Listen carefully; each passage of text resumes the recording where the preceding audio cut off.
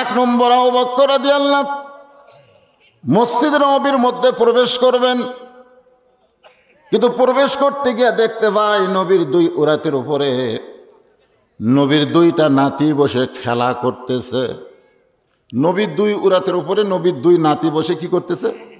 খেলা করতেছে। এক নাতি নবীর দাড়ি ধরে এরকম টান মারে, আর এক নাতি মাথার টুপি খুলে ফেলে দেয়। ওরা দুইজন জানে না যে এত বড় বিশ্ব নবী, ওরা জানে আমাকে নানা ধরে। সুবহানাল্লাহ। আমি এত বড় বক্তা, আমার নাতি জানে আমি বুকের উপরে নিয়েছিও আমার দাড়ির মধ্যে পা ঢুকাই দেয়। নানা নানা নাতির মধ্যে আলাদা একটা মহব্বত আছে না নাই? ধরে কেন আছে না নাই? এক নাতি নবীর দাড়ি ধরে টান মারে, আর এক নাতি নবীর মাথার টুপি খুলে ফেলে দেয়। আবু বকর রাদিয়াল্লাহু তাকায় দেখে নবী দুই নাতির উপরে কোনো রাগ না করে বরং দুইজনকে বুকের মধ্যে নিয়ে চুমা খায়। সুবহানাল্লাহ। আবু বকর আসমানের দিকে তাকালেন। কোন দিকে? জোরে কোন, কোন দিকে? আমরা কোন দিকে তাকাই?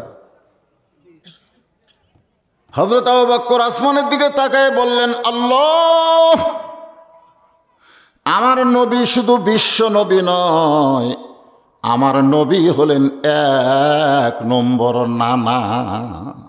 সুবহানাল্লাহ বলেন না? আমাদের নবী কি খালি বিশ্ব নবী? নানা হিসাবে নবী কয় নম্বর? নবীর চাইতে ভালো নানা কিয়ামত পর্যন্ত কেউ হবে না। আমরা যতই নানা হই নবীর মতো এত ভালো নানা না। এমন সময় হযরত ওমর মসজিদের মধ্যে প্রবেশ করবেন, কিন্তু আবু বকর রাদিয়াল্লাহু তাকায় বললেন, আবু বকর ভাই, মসজিদের মধ্যে না ঢুকে দরজাত কেন দাঁড়িয়ে আছেন জানতে চাই। আবু বকর বলে, ওমর একবার ভিতর দিকে তাকাও। হযরত ওমর ভিতর দিকে তাকায় বললেন, ছি ছি, এই দুইটা সন্তান বড় বেয়াদব, এরা আল্লাহর নবীরে কষ্ট দেয়। কি বলতেছে? ছি, মানে দাড়ি ধরে টান মারতেছে, টুপি ধরে টান মারতেছে, এগুলো ওমরের সহ্য হয়নি। ওমর ফারুক হচ্ছেন সাহাবীদের মধ্যে সবচাইতে কি গরম গরম, আর সবচাইতে নরম হলেন আবু বকর, আর সবচাইতে ধনী হলেন ওসমান গনি, আর সবচাইতে শিক্ষিত হলেন হযরত আলী। জোরে কান সুবহানাল্লাহ। এই জন্য বলা হয়েছে নরমে এক নম্বর আবু বকর, গরমে এক নম্বর ওমর, সম্পদে এক নম্বর ওসমান, আর জ্ঞানে এক নম্বর হযরত আলী। সঙ্গে সঙ্গে আবু বকর বলেন, ওমর, যেই কথা একবার বলেছ ওই কথার দ্বিতীয়বার বলতে পারবা না। ওমর ফারুক বলেন, আবু বকর ভাই, আমি কোন কথা বলেছি ওই কথা আর বলা যাবে না। আবু বকর বললেন, তুমি যাদের বেয়াদব বললে, তুমি যে বললে এই দুইটা সন্তান বেয়াদব হয়ে গেছে, এই দুই সন্তানকে তুমি চেনো? ওমর ফারুক বলে, আবু বকর ভাই আপনি কি কন, এই পুচকাদের আমি চিনি না, এরা হলো আলী আর ফাতেমার সন্তান। আবু বকর বলে, ওমর শুধু আলী ফাতেমার সন্তান বললে হবে না, এদের পরিচয় কি তুমি জানো? ওমর ফারুক বললেন, এদের পরিচয় কি? আবু বকর বলে, ওমর কয় বছর বয়সে ঈমান গ্রহণ করছো? ওমর ফারুক বললেন, 27 বছর বয়সে। আবু বকর বললেন, ঈমান গ্রহণ করার আগে তুমি কি ছিলা? ওমর ফারুক বলে, আমি কাফের ছিলাম। আবু বকর বলে, ওমর আমি 35 বছর ঈমান গ্রহণ করেছি, ঈমান গ্রহণ করার আগে আমিও কাফের ছিলাম। তাহলে তোমার জীবনে 27 বছর, আমার জীবনে 35 বছর কুফুরে হালে কাটিয়েছে। আর যে দুইটা সন্তানকে তুমি বেয়াদব বলতেছ, এরা জন্মসূত্রে জান্নাতি হয়ে জন্মেছে। ওমর ফারুক বলা, বকর ভাই এই চিন্তা তো আমি কোনোদিন করি নাই। তা আপনারা কোনোদিন কি এই চিন্তা করছেন যে আমরা জন্মসূত্রেই মুসলমান হয়ে জন্ম নিয়েছি? এই চিন্তা কি কোনোদিন করছেন? করছেন? আজকে করেন। রুহের জগতে আল্লাহ আমাদেরকে এত ভালোবেসেছেন, যার কারণে হিন্দু বৌদ্ধ খ্রিস্টানদের ঘরে না পাঠাইয়া সরাসরি আমাদেরকে মুসলমানের ঘরে আল্লাহ কবুল করেছেন। খুশি না বেজার? খুশি। তাহলে জবান খুলে বলি আলহামদুলিল্লাহ। ভাইজান ওয়াজ তো শুরু করিনি, ওয়াজ শুরু করার আগে আপনাদের একটু বলি, এই দরজার দিকে ভিড় বেশি হচ্ছে। এই সাইডে কিন্তু এখনো ফাঁকা দেখা যাচ্ছে, ফাঁকা ফাঁকা আছে না এই সাইডে? তা আপনারা যদি এই সাইড থেকে একটু চাপেন তাহলে ভালো হয়, কারণ ওরা তো আসবার গেলে পায়ের স্যান্ডেল হাতত নিবি, বুঝতেছেন না? তা আপনারা কি চান যে পায়ের স্যান্ডেল আপনার মাথা টুটুকে রেখে আপনারা চাবেন? হাতত দিলে স্যান্ডেল কোন দিক দিয়ে আসবে? কোন মাথার উপর দিয়ে চলে আসবে। ওরা আসে ওখানেই বসুক, আর আপনারা আপন ইচ্ছা একটু চাপেন, ভাই চাপেন, সবাই একটু চেপে চেপে বসেন। যার সামনে ফাঁকা আছে আল্লাহর হস্তে একটু চেপে বসেন, একটু জিকির করেন লা ইলাহা ইল্লাল্লাহ, লা ইলাহা ইল্লাল্লাহ, লা ইলাহা, লা ইলাহা ইল্লাল্লাহ মুহাম্মাদুর রাসূলুল্লাহ সাল্লাল্লাহু আলাইহি ওয়াসাল্লাম। যতবার নবীর নাম উচ্চারণ করব ততবারই বলতে হবে কি? মুখ বন্ধ করে আছেন কেন? বলতেই হবে, না বললে রাসূল বলেছেন ধ্বংস হোক। কি বলেছেন? জিবরাইল 3 ব্যাপারে বলেছেন আমিন, রাসূল বলেছে আমিও কইলাম আমিন।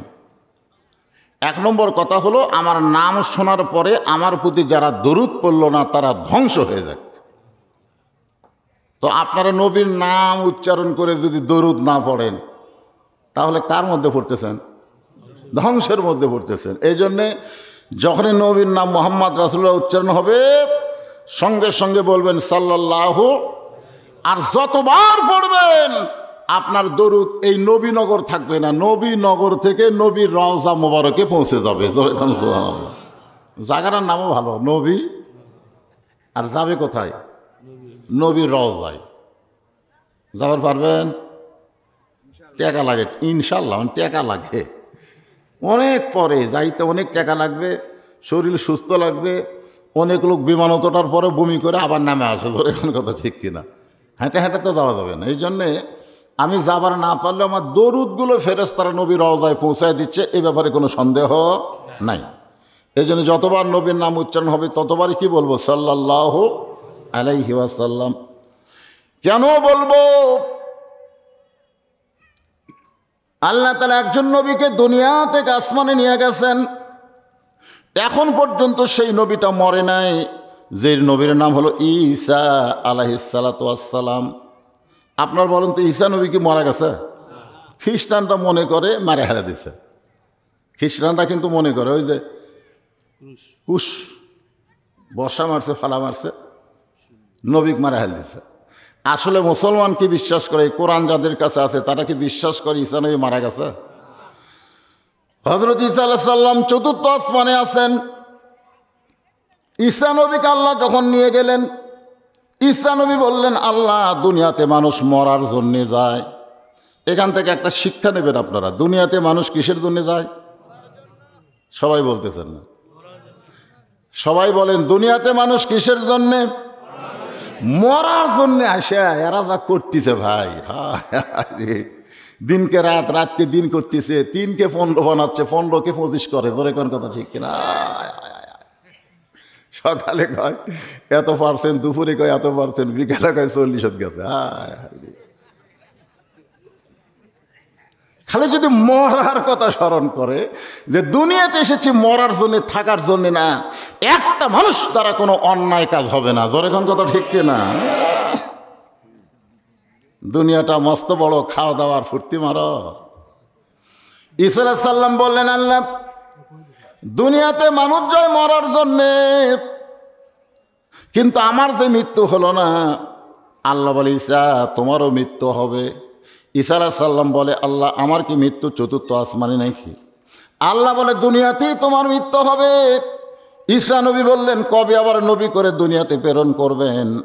আল্লাহ বলে নবী করে না, বিশ্ব নবীর উম্মত করে তোমাকে প্রেরণ করা হবে। যেই বলছে নবী করে না, বিশ্ব নবীর উম্মত করে প্রেরণ করা হবে, সঙ্গে সঙ্গে ঈসা আলাইহিস সালাম শুকরিয়া তান 4 রাকাত নামাজ আদায় করেছে। জোরে কোন কয় রাকাত? ওই 4 রাকাত নামাজ ঈসা নবী যখন আদায় করে, আল্লাহ বলে ঈসা রে, বিশ্বনবীর উম্মত হওয়ার কথা শুনে তুমি 4 রাকাত শুকরিয়াতার নামাজ পড়লা, কারণ কি? ঈসা বলতেছে আল্লাহ নবী করেছিলেন, এত খুশি হবার পারি নাই, কিন্তু বিশ্বনবীর উম্মত হওয়ার কারণেই আমি খুশি হয়ে যাই। তাহলে একটা নবী পর্যন্ত বিশ্বনবীর উম্মত হওয়ার কথা শুনে খুশি, আর আপনারা কি বেজার নাকি? মনে হয় বেজার।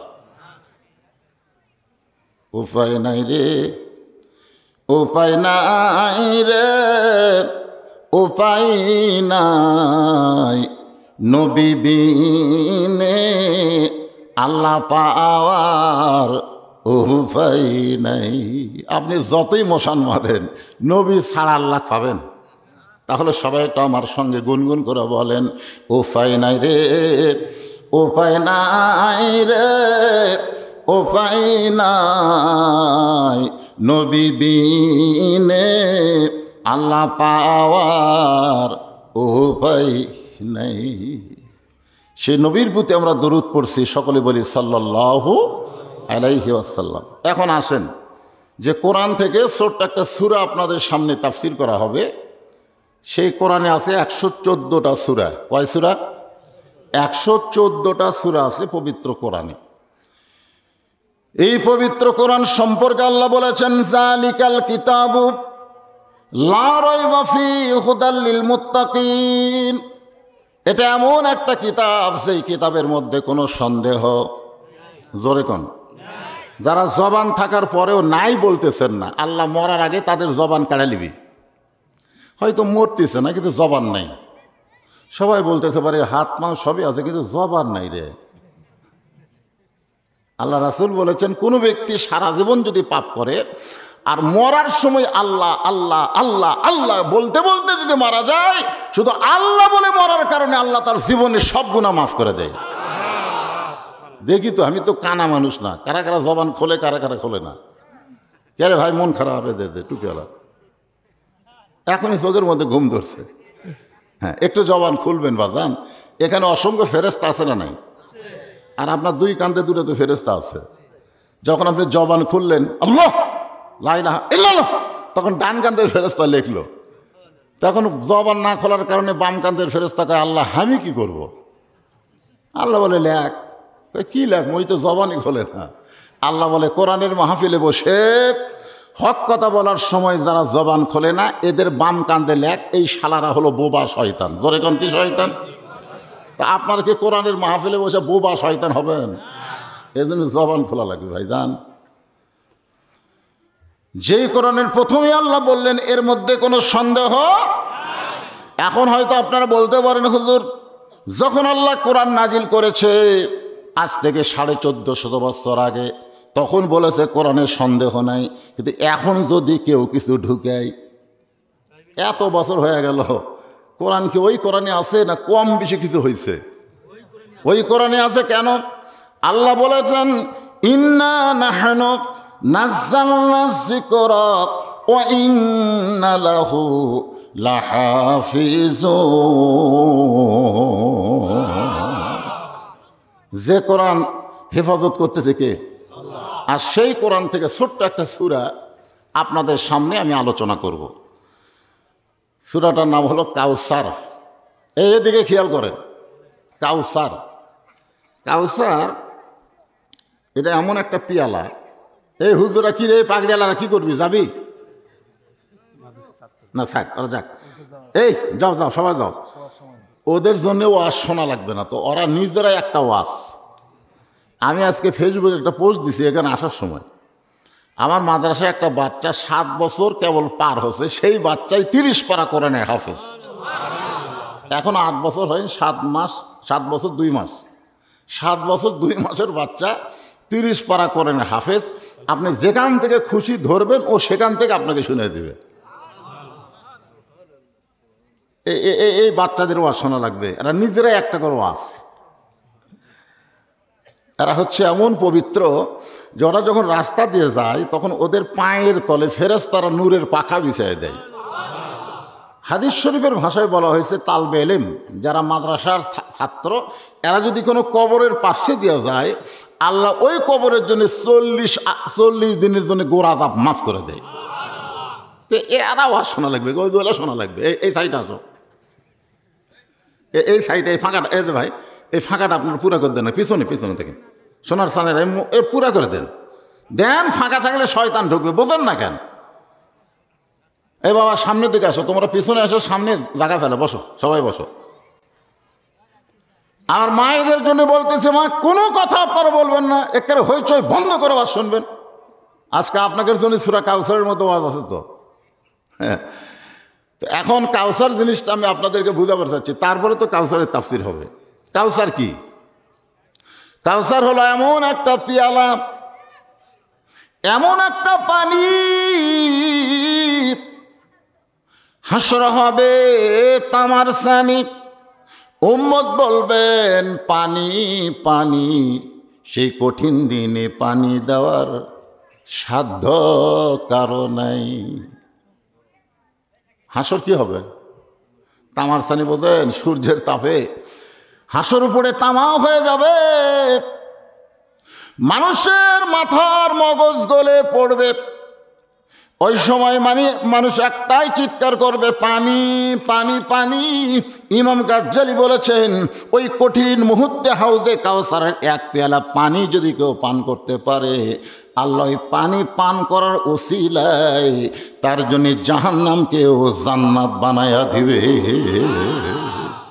কি পানি রে, কি পানি যেটা পান করলে জাহান্নামকেও আল্লাহ জান্নাত বানায় দেয়। এখন চিন্তা করেন সেটা কি পানি? এই পানির পেয়ালা থাকবে শুধুমাত্র কেবলমাত্র আমাদের নবীর হাতে। সুবহানাল্লাহ। কোন নবীর হাতে থাকবে না, আমাদের নবীর হাতে থাকবে। আল্লাহ বলেছেন, ইন্না আতাইনা কাল কাউসার, নিশ্চয় আপনাকে কাউসার দেওয়া হবে। এই কাউসারের মালিক আল্লাহ রাসূলকে বানিয়ে দেবে। জোরে কোন সুবহানাল্লাহ। সাহাবারা বললেন, ইয়া রাসূলুল্লাহ, আপনি হলেন রাহমাতুল লিল আলামিন, আপনার দয়ার কোনো সীমা নাই।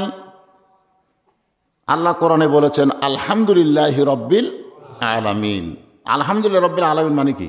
গোটা বিশ্ব জগতের রবকে। আর ওমা আরসালনাকা ইল্লা রাহমাতাল লিল আলামিন, গোটা বিশ্ব জগতের রহমতকে আল্লাহর নবী। তাফসীর কারকেরা ব্যাখ্যা করেছেন, যতটুকু এরিয়ার রব হলেন আল্লাহ, ততটুকু এরিয়ার রহমত হলেন মুহাম্মাদুর রাসূল।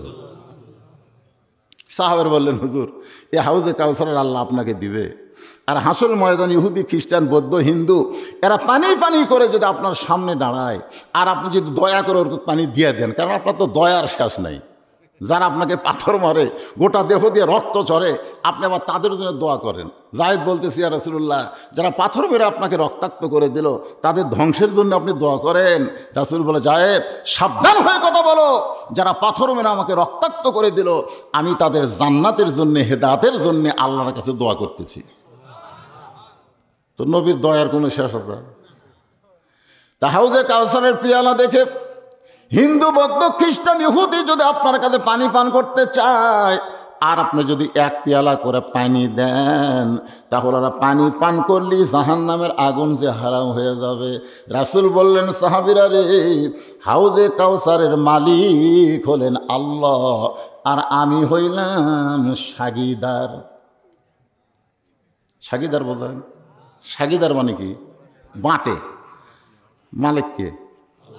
আর আমি হলাম সাগীদার। আমার ইচ্ছা মতো আমি হাউজে কাউসারের পানি পান করাতে পারবো না। সাহাবারা বললেন, হুজুর, তারে কারা পানি পান করবে? রাসূল বললেন, আল্লাহ পাক আমারে জানাইছে, যাদের মধ্যে দুইটা গুণ থাকবে। এক নম্বর গুণ হলো ফাসাল্লি লিরাব্বিকা, আর দুই নম্বর হলো ওয়ানহার। এক নম্বর হলো নামাজ, আর দুই নম্বর কুরবানি। এরাই পান করবে হাউজে কাউসারের পানি। খালি সুবহানাল্লাহ বলে হবি না। মাগরিব এশার নামাজ কারা পড়েননি?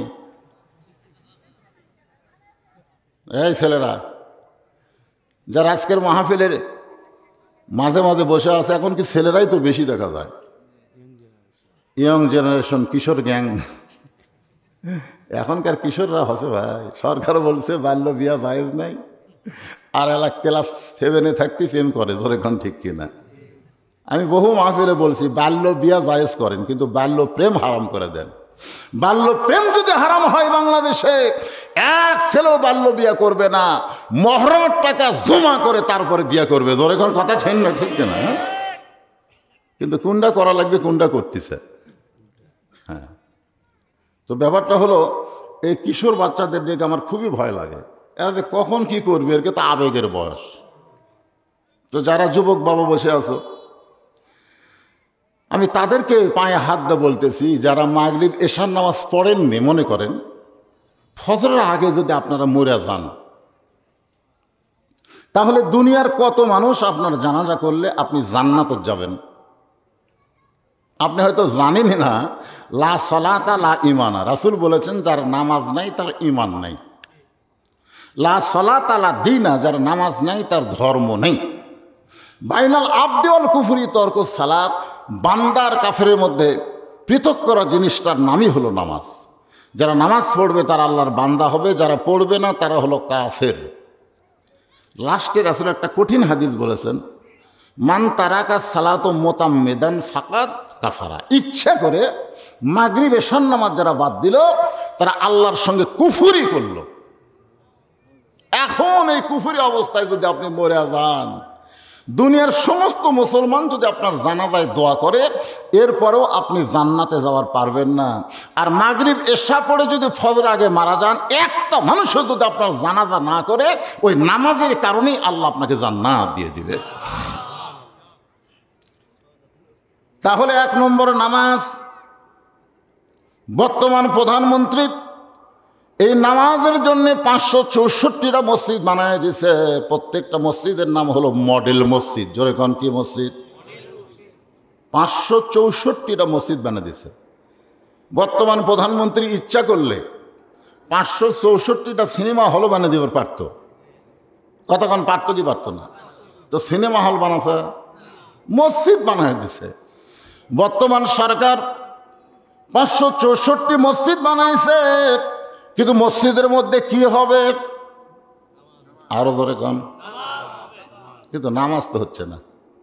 নামাজ হচ্ছে না, কিন্তু পড়তেছে। আমি 2-4টা মডেল মসজিদের মধ্যে নামাজ পড়বার গিয়ে দেখছি 1 কাতার 1.5 কাতার হয়। তো এত বড় মসজিদ বানাইছে, মুসল্লি নাই। সরকার খালি মসজিদ বানানোর জন্যে না মুসল্লি বাড়ানোর জন্যে? কারণ আল্লাহ কোরআনের মধ্যে বলেছেন, আল্লাযীনা ইম্মাক্কান্নাহুম ফিল আরদ, মুসলমানের মধ্যে কাউকে যদি ক্ষমতার চেয়ার দেওয়া হয়, তার 1 নম্বর দায়িত্ব হলো কি? আকামুস সালাত, নামাজ কায়েম করা। এখন মডেল মসজিদে আজান হয়, অন্য মসজিদে আজান হয়। এই আজান শোনার পরে যারা রাস্তা ঘোরে, সরকার যদি আইন করে যে আজানের পরে যারা রাস্তাঘাটে ঘুরবে, দোকানপাট খুলে রাখবে, ব্যবসা বাণিজ্যের মধ্যে ব্যস্ত থাকবে, ওদেরকে ধরে ওই মডেল মসজিদের পাশে বিশাল একটা ঘর করা লাগবে। সেই ঘর হলো রিমান্ডের ঘর। ধরে কোন ঘরের নাম কি? তাহলে ওই ঘরের মধ্যে নিয়ে যায়, পাশার কাপড় খুলে 10টা করে বাড়ি। ধরে কোন কয়টা করে বাড়ি? কাপড়ের উপর মারা হবে না, কাপড় খুলে 10টা করে যদি বাড়ি মারার আইন করে, আপনারা বলেন তো কোনো বক্তাকে আর নামাজের ওয়াজ করা লাগবে? যদি বাংলার সব মুসলমান নামাজ পড়ে, আপনারা বলবেন হুজুর নামাজ পড়লে কি লাভ? আল্লাহ কোরআনে বলেছেন, ইন্নাস সালাতা তানহা আনিল ফাহশাই ওয়াল মুনকার, একমাত্র নামাজই পারে মানুষকে যাবতীয় খারাপি থেকে বাঁচায় দিতে। আজকে আমাদের ছেলেরা যদি 5 ওয়াক্ত নামাজ জামাতে আদায় করে, ওই ছেলেদের হাতে 4G 5G মোবাইল থাকলে আর কোনো টেনশন নাই। এরকম মোবাইল যদি তার হাতে থাকে, আর কোনো টেনশন নাই, কারণ নামাজই তাকে সমস্ত খারাপি থেকে বাঁচায় দিতে পারবে। মোবাইলের মধ্যে অশ্লীল ভিডিও আছে, ভালো ভিডিও আছে। জোরে কোন কথা ঠিক কিনা? যারা নামাজ পড়ে না, ওরা দরজা জানলা বন্ধ করে মনে করি বাপ মা ঘুমাছে রে, এই সুযোগে মারি। বুঝছেন? যারা নামাজ পড়ে না। আর যারা নামাজ পড়ে তারা বিশ্বাস করবে, বাপ মা ঘুমালে কি হবে, দরজা জানলা বন্ধ করলে কি হবে, আমার আল্লাহ ঘুমায়নি। জোরে কোন কথা ঠিক কিনা? আল্লাহ ঘুমাইছে নাকি? সেনা তাও আল্লাহ নাও। ঘুম তো দূরের কথা, আল্লাহ ঘুম তো দূরের কথা, আল্লাহ তন্দ্রাও নেই। তাহলে আপনি যে ল্যাপের মধ্যে কম্বলের মধ্যে অশ্লীল ভিডিও দেখতেছেন, কে দেখতেছে? খালি আল্লাহ দেখতেছে, এই দুই কান্দের ফেরেশতাকে আল্লাহ, এই শয়তানের কান্দ তুমি থাকো না, নিয়ে এলে কি দেখতেছে? আল্লাহ বলে, ফেরেশতা একটু ধৈর্য ধর, যে কোনো মুহূর্তে যদি আমার বান্দা ভালো হয়ে যায়, আর ভালো হওয়ার 1 নম্বর আমলের নাম হলো নামাজ। নাম কি? আমার দিকে খেয়াল করেন, নামাজ খালি পড়লে হবে না, হাদিস আছে বিস্তারিত, হুজুরি কলব ব্যতীত করছিন কালেও নামাজ তোর হবে না। তবে কেন গাও জুয়ারি, মানুষকে দেখাও নামাজ পড়ি, ও তোমার সিদ্ধ বীজে সুফসল ফলে না, আজও কেন আল্লাহর নামাজ ধরতে পারলা না? নামাজ এমন একটা ইবাদত, আমি নামাজের উপরে কিছু কথা বলি, তারপরে কুরবানির উপরে আসবো, অসুবিধা নেই। আর এই কুরবানিটা কি কুরবানি সেটাও আপনাদের কাছকে শোনাই দেব। এটা গরু কুরবানি, খাসি কুরবানি না। এই কুরবানি হলো ফিলিস্তিনের মুসলমান বাইতুল মুকাদ্দাসের জন্য কুরবানি করতেছে। মা হাদান ইয়াদখুলুল জান্নাতে হুব্বান ইয়ারজি ইলাদ দুনিয়া ওয়ালাহু মা'আল আরদি মিন শাইইন ইল্লা শাহীদুন ইয়াতামান্না আন ইয়ারজি ইলাদ দুনিয়া ফায়তাল আশরা মাররাতান লিমা ইয়ারা মিনাল কারামাতি। রাওয়াহুল বুখারী কিতাবুল মাগাজি। জোরে কোন সুবহানাল্লাহ। আর একটা হাদিস শোনেন, এই হাদিস কেবল বলতেছি, আর তাফসীর হবে। মান সাল্লাল্লাহু তাআলা আশ-শাহাদাতা বিসিদকিন বাল্লাগাহুল্লাহু মানাজিলাশ শুহাদায়ে ওয়া ইম্মা তাআলা ফিরাশিহি। সাহাবীরা জিজ্ঞাসা করলেন, হুজুর, কোন আমলের বিনিময়ে তড়িৎ গতিতে জান্নাতে যাওয়া যায়? জান্নাতে যাইতে গেলে কোনো হিসাব দেওয়া লাগবে না, বিনা হিসাবে জান্নাতে যাওয়া যাবে। রাসূল বলেন, নামাজ দিয়া, রোজা দিয়া, হজ দিয়া, যাকাত দিয়া, দান দিয়া, সদকা দিয়া তুমি সরাসরি জান্নাতে যাবার পারবা না। কিন্তু বাতিলের বিরুদ্ধে লড়াই করতে গিয়া আল্লাহ রাহে যারা জীবন দেয়, জীবন দেওয়া মাত্র 8টা জান্নাত তাদেরকে বরণ করে না। তাহলে জান্নাতে যাওয়ার সহজ আমল কি? কার বিরুদ্ধে? আল্লাহ রাস্তায়, বাতিলের বিরুদ্ধে। বর্তমানে বাংলাদেশে কোনো বাতিল নাই। কোনো বাতিল আছে? হ্যাঁ। অনুসুখী যখন কুরবানির ওয়াজ করব, তখন এই বিষয়গুলো আপনাদের সামনে একে একে তুলে ধরব। ডাইরেক্ট কোনো কথা বলবো না, একটু হিকমতের সাথে কিছু কথা না বললে আবার ওয়াজের হক আদায় হবে না। জোরে কোন কথা, ঠিক কিনা? আসেন ভাইজানরা, তাহলে নামাজের কথা বলতেছি, জোরে বলেন কি? এই ছেলেরা জোরে বলেন কি? নামাজ। অনেকে বলতেছে, হুজুর আমি না হয় 5 ওয়াক্ত পড়লাম না, আমি কি জুম্মার নামাজ পড়ি না? আমি না হয় 5 ওয়াক্ত পড়লাম না, তাই বলে কি আমি জুম্মা পড়ি না? যারা 5 ওয়াক্ত বাদ দেয়, শুধু জুম্মার নামাজ পড়েন, লা তাকনাতু মির রাহমাতিল্লাহ, ইন্নাল্লাহা ইয়াগফিরুয যুনুবা জামিয়া ইন্নাহু হুয়াল গাফুরুর রহিম। এই আয়াতের ওসিলায় আল্লাহ তাআলা এই জুম্মাওয়ালাদেরকে জান্নাত দিয়ে দিবে। যা 5 ওয়াক্ত পড়িস না তো কি হয়েছে রে, আমি রহমানুর রহিম নামের ওসিলায় তোদেরকে জান্নাত দিয়ে দিলাম, যা। তখন জুম্মা পার্টি জান্নাতে যাওয়ার কথা শুনে এত জোরে দৌড় মারবে। আল্লাহ কোরআনে বলেছেন, ইজা নুদিয়া লিস-সালাহ মিন ইয়াউমিল জুমআহ ফাসআউ ইলা যিকরিল্লাহ। জুমার নামাজের আজান হলে ধীর গতি না, জোরে জোরে যারা মসজিদে চলে আসবে। ওরা কিন্তু জোরে জোরে আসেনি, ওরা আসছে সবার শেষে, গেছে সবার আগে। ওরা কি জোরে আসছে? ওরা আসছে কি সবার শেষে, গেছে সবার আগে। এদেরকে আল্লাহ বলবে, যা জান্নাত দিয়ে দিলাম, যা। ওরা খুশি হয়ে জান্নাত দিয়ে দৌড় মারবে। 5 ওয়াক্তরা কানবের, বলবে, আল্লাহ যারা খালি জুম্মা মারছে এদেরকে তুমি জান্নাত দিলে, তাহলে হামাকের খবর কি? আল্লাহ বলতেছে, ওয়েট কর, একটু দেরি কর। জুম্মা বাড়ি জান্নাতের দরজায় গিয়ে দেখবে বিশাল একটা তালা, বিশাল একটা তালা দেওয়া। জুম্মা বাড়ি বলবে, আল্লাহ আপনি আমার করে জান্নাত দিলেন, কিন্তু তালা কেন? আল্লাহ বলে, খুঁজে দেখ, একটা চাবি তোদের কাছে আছে। ওরা হাতায় দেখবে একটা চাবি আছে। ওরা বলবে, মাশাআল্লাহ, চাবিও যখন পাইছি। তালার মধ্যে ঢুকবে ঠিকই, কিন্তু চাবি ঘুরবি না। এরকম ঢুকিছে কিন্তু ঘরে না। তো বলে আল্লাহ চাবি তো তালার মধ্যে ঢুকলো কিন্তু ঘরে না কেন? আল্লাহ বলতেছে তালার মধ্যে 5টা দাগ আছে, তোদের চাবির মধ্যেও 5টা দাগ থাকা লাগবে, দেখ তো চাবির খবর কি। ওরা কয় আল্লাহ চাবি তো তেল তেলা। আল্লাহ কয় পাগল, দাগে দাগে মিল না হলে তালা খুলবে না, তেল তালা চাবি না তালা কেমনে খুলবে? তখন জুম্মা পার্টি বলবে আল্লাহ তাহলে আমরা কি করব? আল্লাহ বলে জান্নাত দেখে ফেরত হয়। যারা 5 ওয়াক্ত বাদ দেখালে জুম্মা মারতেছেন তারা জান্নাত দেখতে পারবেন কিন্তু ঢুকতে পারবেন না। এখন কারা কারা জুম্মা মারতেছেন তারা এই জিনিসটা খেয়াল করবেন। আসসালাতু মিফতাহুল জান্নাত, নামাজ হচ্ছে বেহেশতের চাবি। মৃত্যুর পরে সর্বপ্রথম প্রত্যেকটা বান্দা বান্দিকে ওই নামাজ সম্পর্কে প্রশ্ন করা হবে। আল্লাহ রাসূল বলেছেন তুমি যখন কবরে যাবা, কবরে যাওয়ার পরে 1 নম্বর প্রশ্ন করা হবে মান রব্বুকা, তোমার রবকে। করা হবে কি হবে না?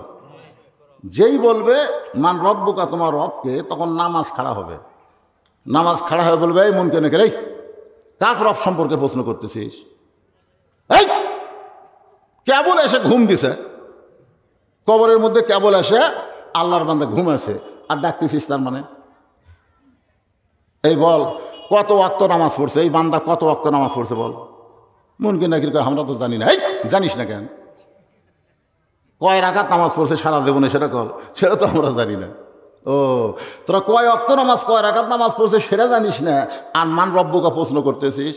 এই বান্দা যেটা ঘুম পাড়তেছে এই মসজিদের মধ্যে গিয়ে নিয়ত করার পরেই বলছে আলহামদুলিল্লাহি রব্বিল আলামিন, রুকুতে যায় বলছে সুবহান রাব্বিয়াল আযীম, সেজদাত গিয়ে বলছে সুবহান রাব্বিয়াল আলা। কিন্তু দুনিয়াতে এতবার রব রব রব করে জিকির করে আসে, আবার কবরে ঢুকাই রব। তখন মুনকির নাকির বলবে আল্লাহ তোমার বান্দাকে মান রব্বুকা প্রশ্ন করার কারণে নামাজ যে খেপা খেয়েছে, এখন আমরা কি করি? আল্লাহ বলে যে নামাজ নিয়ে কবরে আছে, ওর 1 নম্বর প্রশ্নের উত্তর হয়ে গেছে। সুবহানাল্লাহ কর না কেন? তাহলে নামাজ নিয়ে যদি কবরে যাওয়ার পরে মান রব্বুকা প্রশ্নের উত্তর হয়ে যাবে, আর মান রব্বুকা প্রশ্নের উত্তর যদি হয়ে যায়, বাকি 2টা প্রশ্নের উত্তর আল্লাহ তার জন্য সহজ করে দিবে। এখন আপনারা বলে সেই নামাজ আমাদের দরকার আছে না নাই? কিছু সময়ের জন্য আমি বলতেছি পুরুষ মানুষের জন্য নামাজ 1 নম্বর, কিন্তু পর্দার অন্তরালে আমার যে মায়েরা বসে আছেন তাদের জন্য কিন্তু 1 নম্বর নামাজ না। নারীদের জন্য 1 নম্বর হলো পর্দা। জোরে কোন 1 নম্বর কি? পুরুষের জন্য সবাই জবান খুলে বলেন, পুরুষের জন্য 1 নম্বর, নারীদের জন্য 1 নম্বর হলো পর্দা। পর্দা যদি না থাকে নারীদের একটা ইবাদতও আল্লাহ কবুল করবে না। পর্দা জিনিসটা আমার মায়েদের জন্য খেয়াল করা লাগবে। যারা পর্দার অন্তরালে বসবাস শুনতেছেন মা, এই পর্দা নিশি নারী সাইয়্যিদাতুন নিসায়ে আহলিল জান্নাত ফাতেমাতুজ জোহরা রাদিয়াল্লাহু তাআলা আনহা সম্পর্কে আল্লাহ রাসূল বলেছেন ফাতেমা আমার নবীর মেয়ে হওয়ার কারণে জান্নাতি নারীদের সর্দার হয়নি, ফাতেমাকে আল্লাহ জান্নাতি নারীদের সর্দার বানাইছে কেবল মাত্র পর্দানিশী হওয়ার কারণে। জোরে খান সুবহানাল্লাহ। আমার মায়েদের জন্য পর্দার উপরে কিছু কথা বলবো, না বললে আমার মায়েরা যে হারে চলতেছে, ঠিক কিনা বলেন? আগে আমরা ছোটোবেলায় একটা গান শুনতাম, এখন তার সে গান নাই। কি বলবো প্রসবের কথা, মা বিনে সেই ব্যথা কেউ তো বুঝবে না, মাজন ঠেকিয়া সন্তানের দায় অকালে মা মারা যায়, কেন সে মায়ের ভক্তি করবা না, এমন দরদি ভাবে কেউ হবে না আমার মা, মা গো। এই গান একদিন আমি গাচ্ছি আত্রায়, নগর আত্রায়। সাইড থেকে লোক বলতে হুজুর একটা ভ্যানওয়ালার বউ এখন আর কষ্ট করে বাচ্চা নেয় না, সিজার করে, আপনাকে এই গান আর চলবি না। যেরকম কি করে আপনারা বলেন তো, সিজার খালি মেয়ে ডাক্তার করে না মরদ ডাক্তার করে? কথা কর না কেন? এই মেয়েকে পর্দার উপর ওয়াজ করতে গিয়ে বলতেছে বা 90% সিজার কিন্তু পুরুষ ডাক্তার করে। হ্যাঁ রে, এমন জায়গায় হাত মেরে পেট কাটে মা। আপনি যদি একটু ধৈর্য ধরেন 2 দিন পরে আল্লাহ আপনাকে নর্মালে বাচ্চা দিবে। একটু ধৈর্য ধরেন, একটু ধৈর্য ধরেন, আল্লাহ তাআলা নরমালি আপনাকে বাচ্চা দেবে, নরমালি বাচ্চা হবে। আপনি কি জানেন মা, আজকে বাংলাদেশের কোনো বড় ডাক্তারের বউ সিজার করেনি, কোনো বড় ডাক্তারের বউ সিজার করেন না, কারণ ডাক্তার জানে সিজার করলে বাচ্চারও ক্ষতি, মায়েরও ক্ষতি।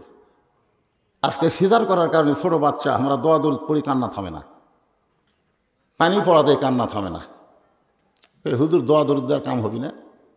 এক আধ মাস পরে বললো কী হয়েছে, মার কান্দে না? না হুজুর, ওর বাপ একটা মোবাইল কিনে দিছে হুজুর, যখনই কান্দে তখনই চালু করে দিই। আমার এই বাচ্চা মোবাইল ছাড়া ভাতই খায় না। সব কয়টা হলো সিজার করা, ধরে কোন কী করা। এরকম হওয়ার পিছনে কারণ কি, 2 দিন পরেই বাচ্চা কিন্তু নর্মালে হবে, কিন্তু ওই যে বিষের বেদনা সহ্য করতে না পেরে পেট কাটছে, পেট কাটা থেকে সন্তান ঘুমের মধ্যে আছে। তো ঘুমের মধ্যে আছে সন্তান, ডাক্তার চিন্তা করে বেজাতা না মরারে। তখন নার্স বলে ডাক্তার সাহেব ওকে পেটের মধ্যে বাইর করে একটা ঘুরেন দেই। তখন পেটের থেকে বাইর করে পাও ধরে এইরকম একটা ঘুরেন দেই, ঘুরেন দিই, ওই যে মাথার ঝাঁকি খাচ্ছে ভাই, এখন মোবাইল ছাড়া আর ভাত খায় না। হাসতেছেন? বাংলাদেশে 3টা জিনিস আমি খেয়াল করে দেখছি, বড় ডাক্তারের বউ সিজার লাগে না, মৌলানার বাড়িতে কোনোদিন মিলাদ হয় না, আর পীরের বউ কোনোদিন মুরিদ হয় না।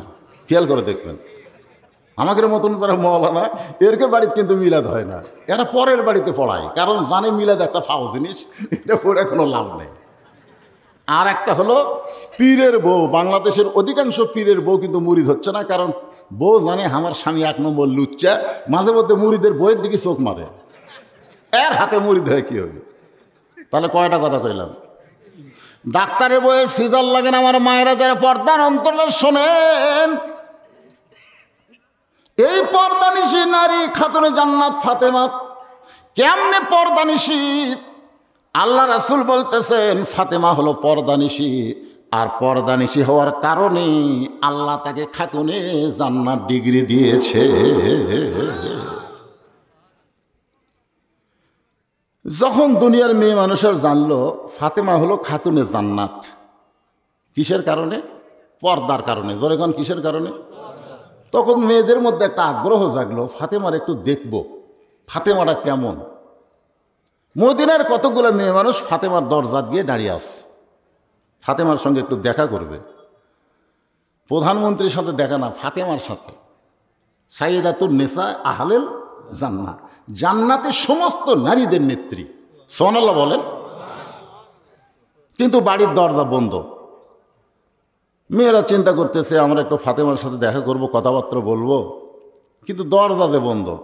এমন সময় দেখে দরজাতে একটা ছোট বাচ্চা দৌড়াদৌড়ি করতেছে। মেয়েদের মধ্যে একজন সে বাচ্চাকে ডাক দিল, বাবা তোমার নাম কি? ছোট্ট ছেলে সালাম দিচ্ছে, আসসালামু আলাইকুম, আমার নাম হলো হোসাইন ইবনে আলী। নাম কি? হোসাইন ইবনে আলী, মানে আলীর বেটা আমি হলাম হোসাইন। তখন মেয়েরা বুঝতে পারছে এটাই ফাতেমার সন্তান হবে। মেয়েরা বলতেছে বাবু আমরা তোমার মায়ের সঙ্গে একটু দেখা করবার চাই, তুমি যদি একটু তোমার মায়ের কাছে যাওয়ার অনুমতি নিতে পারো। হোসেন বললেন আপনাদের কোনো টেনশন নাই। এক কথা বলে হোসেন মারছে দৌড়। মা আছে অন্দরমহলে, প্রত্যেকটা মেয়েরা কিন্তু সব ঘরে থাকতে পারবে না, মেয়েদের একটা আলাদা ঘর থাকবে, যেই ঘরে পাইকারি হারে পর পুরুষ ঢুকতে পারবে না।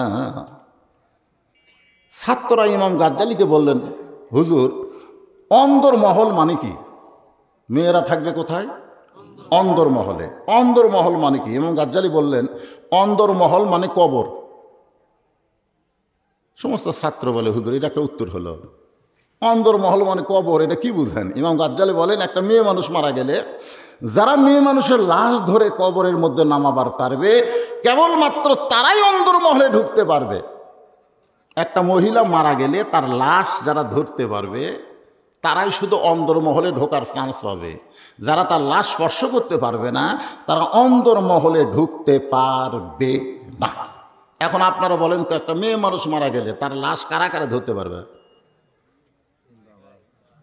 এখন আপনারা চিন্তা পড়ে গেছেন। তাহলে অন্দরমহলে দুলাভাই যাওয়ার পারবে?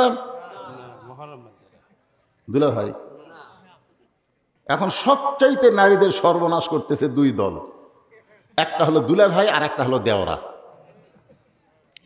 এই দুটো কিন্তু মেয়েদের সর্বনাশ করতেছে।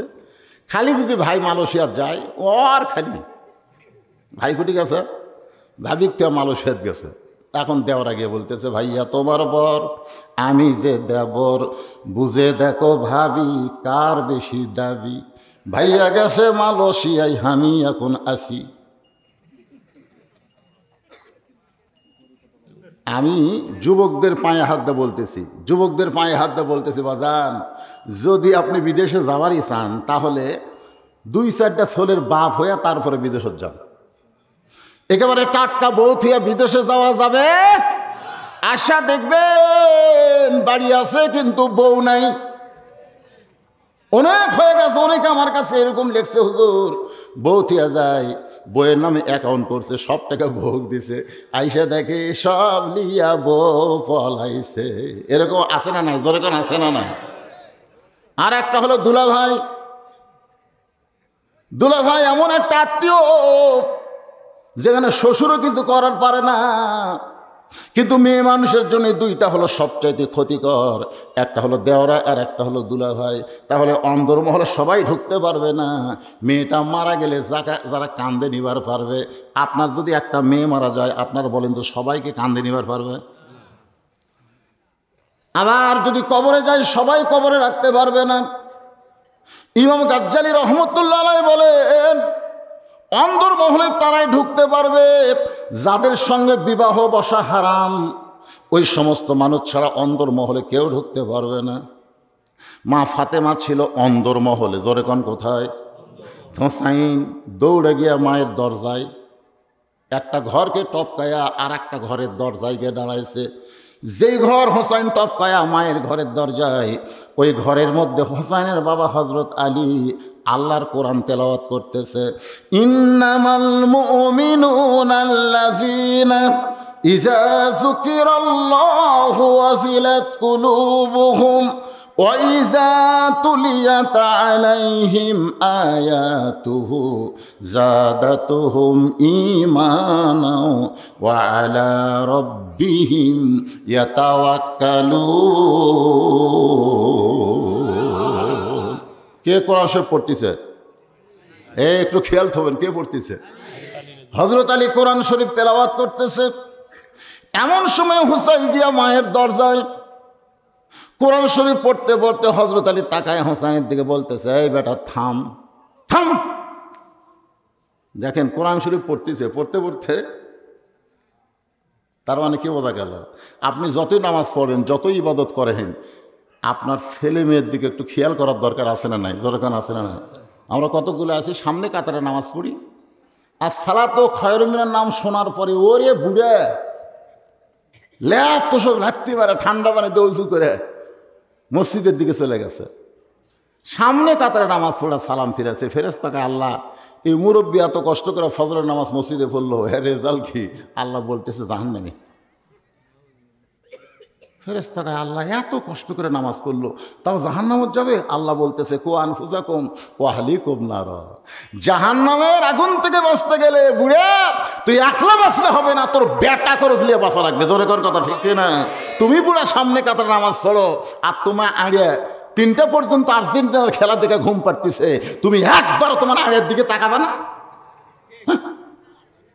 3টা পর্যন্ত আর্জেন্টিনার খেলা দেখছে, মেসি কিভাবে গোল করে, কিভাবে কাটে, উনি সব জানে। আর মুয়াজ্জিন যখন ফজরে আসসালাতু খায়রুম মিনান নাওম কয়, ওই আর তখন চেতন নাই। কি মনে করতেছেন? আপনার ছেলে যদি ঘুম পাড়ে, আপনার উচিত হলো মসজিদে আগে যাওয়া না, আগে একামত দেওয়া। আকামত বোঝেন? ওই মুয়াজ্জিনের আকামত না। আপনাকে বিড়াল যেমন ইন্দুর ধরে চুপি চুপি ঘরের মধ্যে ঢোকা লাগবে। কেন 3টা পর্যন্ত হয়েছে করে খেলা দেখলো, আর এই ফজরের সময় কুটি গেল, ঘরের মধ্যে ঢুকে দেখেন ওর মাথাও নাই পাও নাই, মানে শীতের ঠেলায় আজান শুনে মাথার উপর দিয়েছে কম্বল, এখন পাও যে বার হবে, পাও নিয়ে এসে বুকের কাছে তোছে। বাপ মনে করতেছে এটা মানুষ না চাউলের বস্তা রে, আগা নাই পাতা নাই কিছু নাই, আস্তে করে কম্বল টান দিয়ে বেটা লাভ ধরে। আব্বা এরকম আফসোস করতেছেন কেন? বলে ল্যাপের তলো তোর সাইজ আর সাইড টিপে কুত্তার সাইজ। তাই তো একজন গান গাইছে, কুত্তার বাচ্চা ফুটফুটা সুন্দর, আল্লাহ কোরআনে বলেছেন লাকাদ খালাকনাল ইনসানা ফি আহসানি তাকবীম। আবার পরক্ষণে আল্লাহ বলেছেন সুম্মা রাদাদনাহু আসফালা সাফিলিন। মানুষকে আল্লাহ তাআলা সর্বোত্তম আকৃতি দিয়ে সৃষ্টি করেছে। এই কর্মদোষে মানুষরা পশুর চাইতে জঘন্য হয়ে যায়। জোরে কোন কথা ঠিক কিনা? ফজরের নামাজ বাদ দিয়ে যারা কম্বলের মধ্যে ঘুম পাড়ে, এরা কি মানুষ? এরা কি? এরা জানোয়ারের চাইতো, পশুর চাইতো এরা নিকৃষ্ট। এটা কি আমার কথা না আল্লাহর কথা? এ জোরে বলে এটা কার কথা? তাহলে ছোট্ট হুসাইন খেলাধুলা বাদ দিয়ে মায়ের ঘরের দরজায় গেছে। হযরত আলী কোরআন তেলাওয়াত বাদ দিয়া সঙ্গে সঙ্গে বলছে, এই থাম থাম। কি বুঝলেন? আপনি যত ইবাদত করেন, আপনার মেয়ে কি করতেছে? সরকার কইছে 18 বছর আগে বিয়ে দেওয়া যাবে না, আর 17 বছর বয়স। এই যে হাই হিল পরে কিলকিল করে গোটা পাড়া ঘুরতেছে। আপনার একটা পরিমণি মেয়ের কারণে এই গ্রামের সমস্ত যুবকেরা নষ্ট হয়ে যাচ্ছে। আপনি বাবা হিসাবে দেখার দরকার আছে না নাই? কথা কন আছে না নাই? 9 বছরের ফাতেমা নবী দেখেছেন। 9 বছরের ফাতেমা হাতের মধ্যে চুরি দিয়ে মুসকি মুসকি হাসতেছে। এই দৃশ্য দেখার পর আল্লাহর নবী আর ঘরে ঢুকলেন না। নবী ঘর থেকে বাইরে গেলেন, ফাতেমা চমকে গেল। যেই বাবা ঘরের মধ্যে ঢুকে আমাকে মা মা বলে আদর করে, আর সেই বাবা ঘরের মধ্যে না ঢুকে বারান্দায় কান্দে কেন? বাবা গো, কি দুঃখ আপনার মনে, এমন করে কেন কাঁদতেছেন? রাসূল বলে, ফাতেমা যে দুনিয়াতে সাজবে মা, আল্লাহ তার আখিরাতের সাজ কমায়া দিবে। সঙ্গে সঙ্গে ফাতেমা হাতের চুরি খুলে মাটির থাইলা দেয়। নবী দৌড়ে গিয়া চুরি 2টা করে জামার পকেটের মধ্যে ঢুকায়। ফাতেমা বলে, বাবা যেই চুরি হাতে দেওয়ার কারণে আপনি ঘরের মধ্যে ঢুকলেন না, বারান্দায় কাঁদতেছেন, আমি সেই চুরি ফাইলা দিলাম, আপনি কুড়ে কেন পকেটের মধ্যে ঢুকাইলেন? রাসূল বলে, ফাতেমা তুই আমার কাছে আয়। যেই ফাতেমা নবীর কাছে, আল্লাহ নবী বলে, ফাতেমা রে, তোর নাকে একদিন নাক ফুল পরায় দিব, তোর কানে দুল পরায় দিব, তোর গলাত মালা পরায় দিব। ফাতেমা বলতেছে, বাবা কবে কবে? আল্লাহর নবী বললেন, যেদিন তোমার বিবাহ হবে। ও ফাতেমা শুনে নাও, মেয়েরা কেবলমাত্র এক ব্যক্তির জন্য সাজতে পারবে, সেই ব্যক্তি হলো তার স্বামী।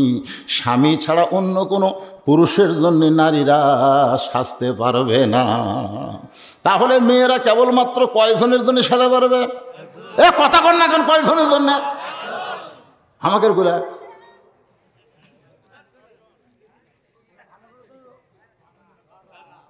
মেয়েরা কেবলমাত্র এক ব্যক্তির জন্য সাজতে পারবে, সেই ব্যক্তি হলো তার স্বামী।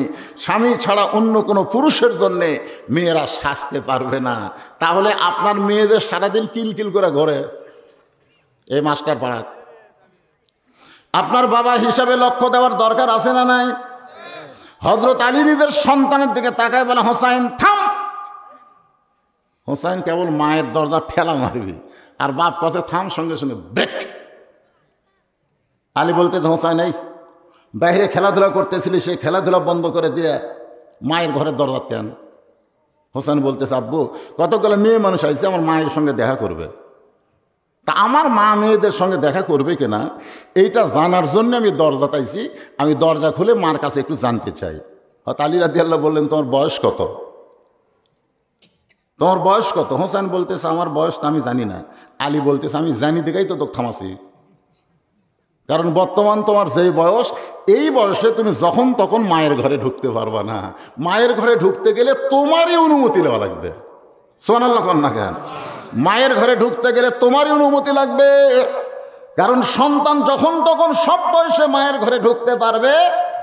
সন্তান যদি বোঝার মতন বয়স হয়, তখন ইচ্ছা মতো মায়ের ঘরে ঢুকতে পারবে না। সাহাবীরা জিজ্ঞাসা করলেন, ইয়া রাসূলুল্লাহ বোঝার মতো বয়স কেমন? আল্লাহ রাসূল বললেন, তোমার সন্তান যখন 2-2.5 বছর পার হয়ে যাবে, সন্তান ঘরের মধ্যে যদি থাকে চেতন, ঘরের মধ্যে চেতন আছে, তুমি ইচ্ছা করলেও তোমার বউকে আদর করতে পারবে না। 2.5 বছরের বাচ্চা ঘরের মধ্যে চেতন আছে, তুমি তোমার হালাল বউকে একটু আদর করবা, চুমা খাবা, বুকের মধ্যে লিবা। রাসূল বলছে এটা পারবা না, কারণ ওর খালি চোখ নাই, ওর মেমোরিও আছে। 2 বছর পর্যন্ত খালি চোখ আছে, মেমোরি নাই। আমার কথাকে খেয়াল করছেন? 2 বছর পর্যন্ত খালি দেখবি কিন্তু বুঝবি না, কিন্তু 2.5 বছর যেই হবি তখন খালি দেখবি না, ওটা মেমোরির মধ্যে কমপক্ষে 8 ঘন্টার জন্য লোড করবি, 8 ঘন্টা পরে ভুলে যাবি। এই 8 ঘন্টার মধ্যে যদি বাড়ির মধ্যে কাউরে দেখে তাহলে হয়তো বলতে পারে আব্বা তাই মাস্ক চাপে ধরছিল রে, হয়তো বলতে পারে।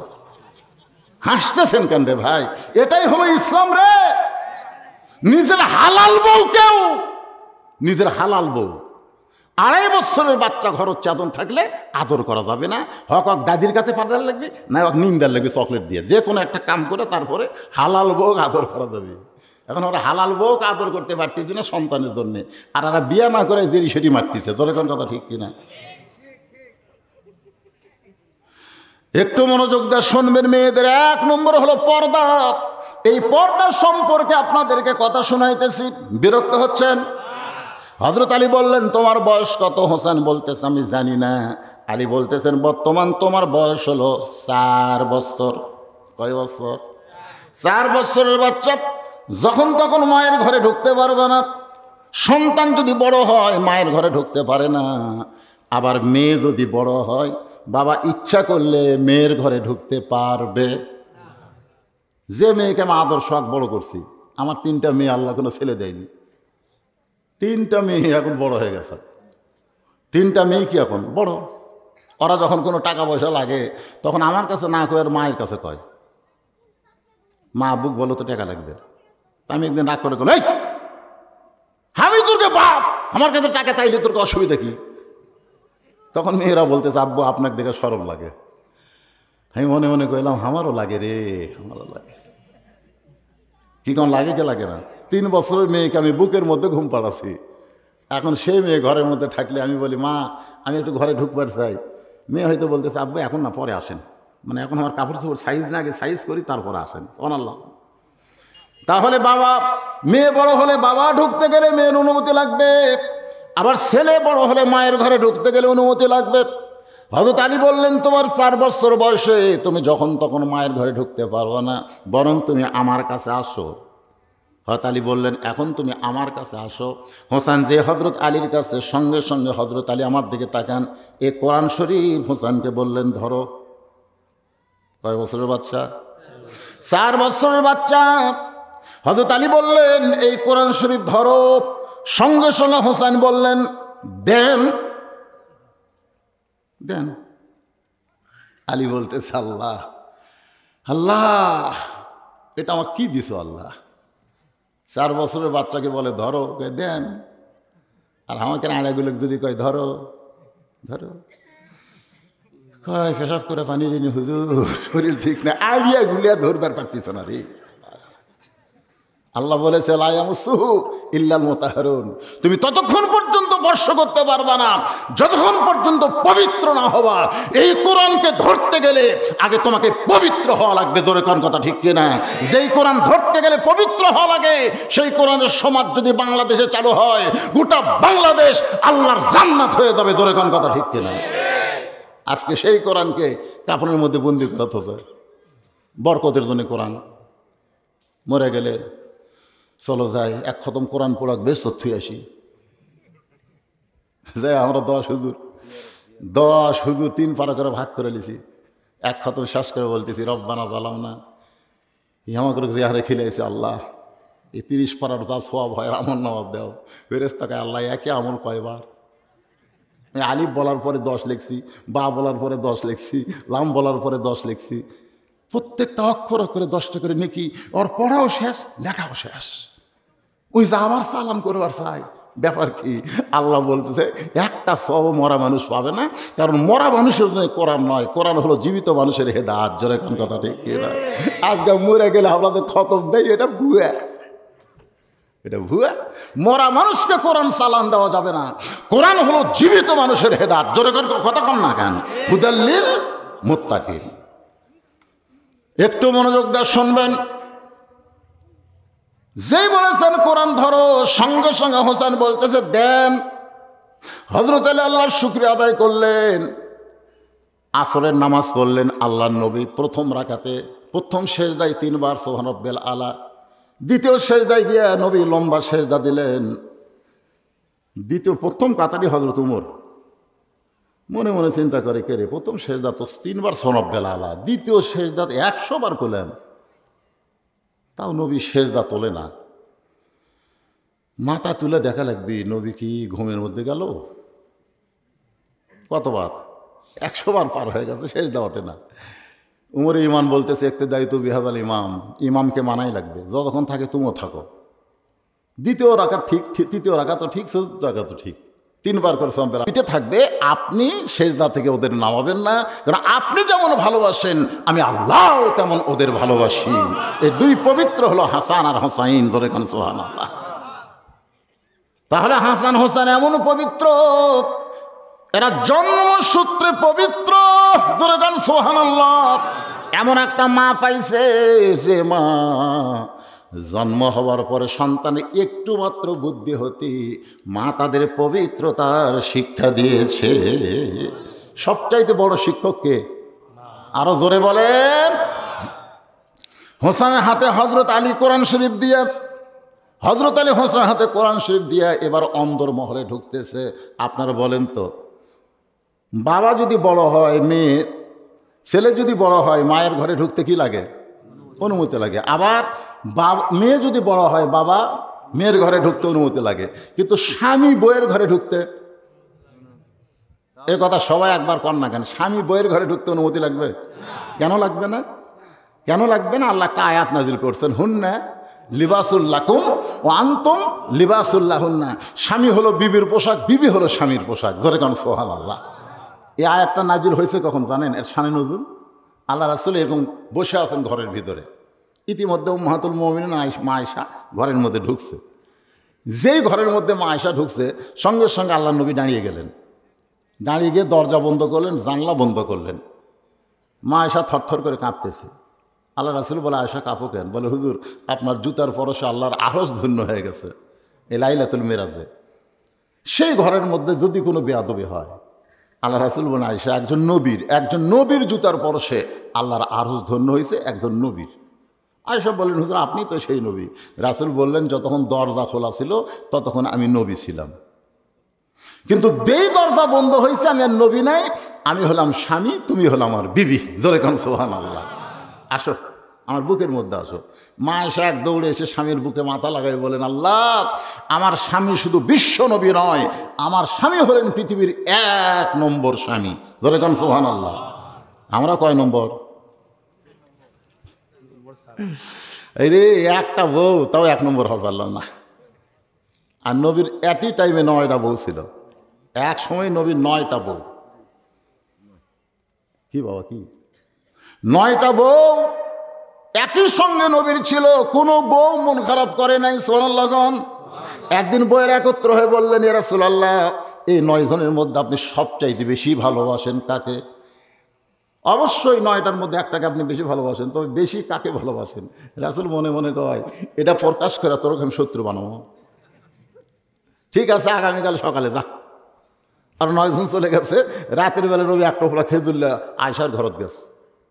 মা আয়েশা বলতেছেন, হুজুর আমি জানি আপনি আমাকে ভালোবাসেন। না না, ভালোবাসার জন্য আসিনি তো, তোমার 2টা খেজুর দিলাম, তুমি যেন কাউরে কইও না। হাফসার ঘরে ঠোকা দিয়ে বলতেছে, হাফসা তোমার 2 খেজুর দিলাম, তুমি যেন কাউরে কইও না। সাউদার ঘরে ঠোকা দিয়ে বলছে, সাউদা তোমার 2টা দিলাম, তুমি যেন কাউরে কইও না। সালমার ঘরে ঢোকা দিয়ে বলতেছে, এই সালমা তোমার 2টা দিলাম, তুমি যেন কাউরে কইও না। হাফসার ঘরে যায় বলতে, তোমার 2টা দিলাম, তুমি কাউরে কইও না। সব বইয়ের ঘরে গেছে, 2টা করে দিছে, শর্ত দিছে কাউরে যেন কইও না। সকালবেলা সব বিবি একত্র হয়ে বলে, হুজুর কাকে সবচাইতে বেশি ভালোবাসেন? আল্লাহ রাসূল বলেন, রাত্রেবেলা তাকে 2টা খেজুর দিছি, তাকে সবচাইতে বেশি ভালোবাসি। সবাই খেলে মাথা ঝোঁকার। সুবহানাল্লাহ। তাহলে আমাদের নবী শুধু বিশ্ব নবী না, আমাদের নবী হলেন পৃথিবীর কয় নম্বর স্বামী? ধরে বলেন কয় নম্বর? এমন সময় আল্লাহ তাআলা কোরআনের আয়াত নাজিল করে জানাইলেন, হুন্না লিবাসুল লাকুম ওয়া আনতুম লিবাসুল লাহুন্না। হযরত আলী দরজা খুলে ফেলেছে। যেই মাত্র দরজা খুলেছে, হযরত তাকায় দেখে অন্দরমহলের মধ্যে ফাতেমা বাম হাতে জাঁতা ঘুরায় আর ডান হাতে আল্লাহর কোরআন তেলাওয়াত করতেছে। বাম হাতে কি ঘুরাই? জাঁতা ঘুরাইতেছে। আর ডান হাতে আল্লাহর কোরআন তেলাওয়াত করতেছে। এমন সময় হযরত আলীর জবান ফসকে বের হয়ে গেছে, রব্বানা পড়েন, রব্বানা আতিনা ফিদ দুনিয়া হাসানাতাও ওয়া ফিল আখিরাতি হাসানা ওয়া কিনা আযাবান্নার। এটা বের করবার চাইনি, ফসকে বের হয়ে গেছে। দেখতেছে বাম হাতে জাতা ঘুরাই আর ডান হাতে আল্লাহর কোরআন তেলাওয়াত করে। আল্লাহ, আমার ভাঙ্গা ঘর, আমার ঘরে খাট নাই, পালং নাই, আমার ঘরে ধন সম্পদ কিছুই নাই, কিন্তু ভাগ্য গুণে আলী এমন একটা বউ পাইছে যে বইয়ের কারণে আল্লাহ তুমি ভাঙ্গা ঘর আমার জান্নাত বানায় দিছো। জোরে কোন সুবহানাল্লাহ। আর আমরা ঘরের মধ্যে ঢুকে কি দেখি? সামনে কাতারে নামাজ পড়ে মনে মনে চিন্তা করতেছে, আল্লাহ বাড়ির মধ্যে গিয়ে হয় দেখবো বউ নামাজ পড়তেছে, না হয় বউ কোরআন শরীফ করতেছে। এই নিয়ত করে কেবল মেন দরজা খুলছি, ইতিমধ্যে দেখতেছি আমাদের ঘরের মধ্যে থেকে আওয়াজ আসতেছে, লো লো লো লো লো লো লো, হরি হরি হরি হরি হরি। রে আমি মুসলমান, আমার ঘরে হরি হরি লো লো লো লো লো। যাই দেখে আমার বউ স্টার জলসা দেখতেছে।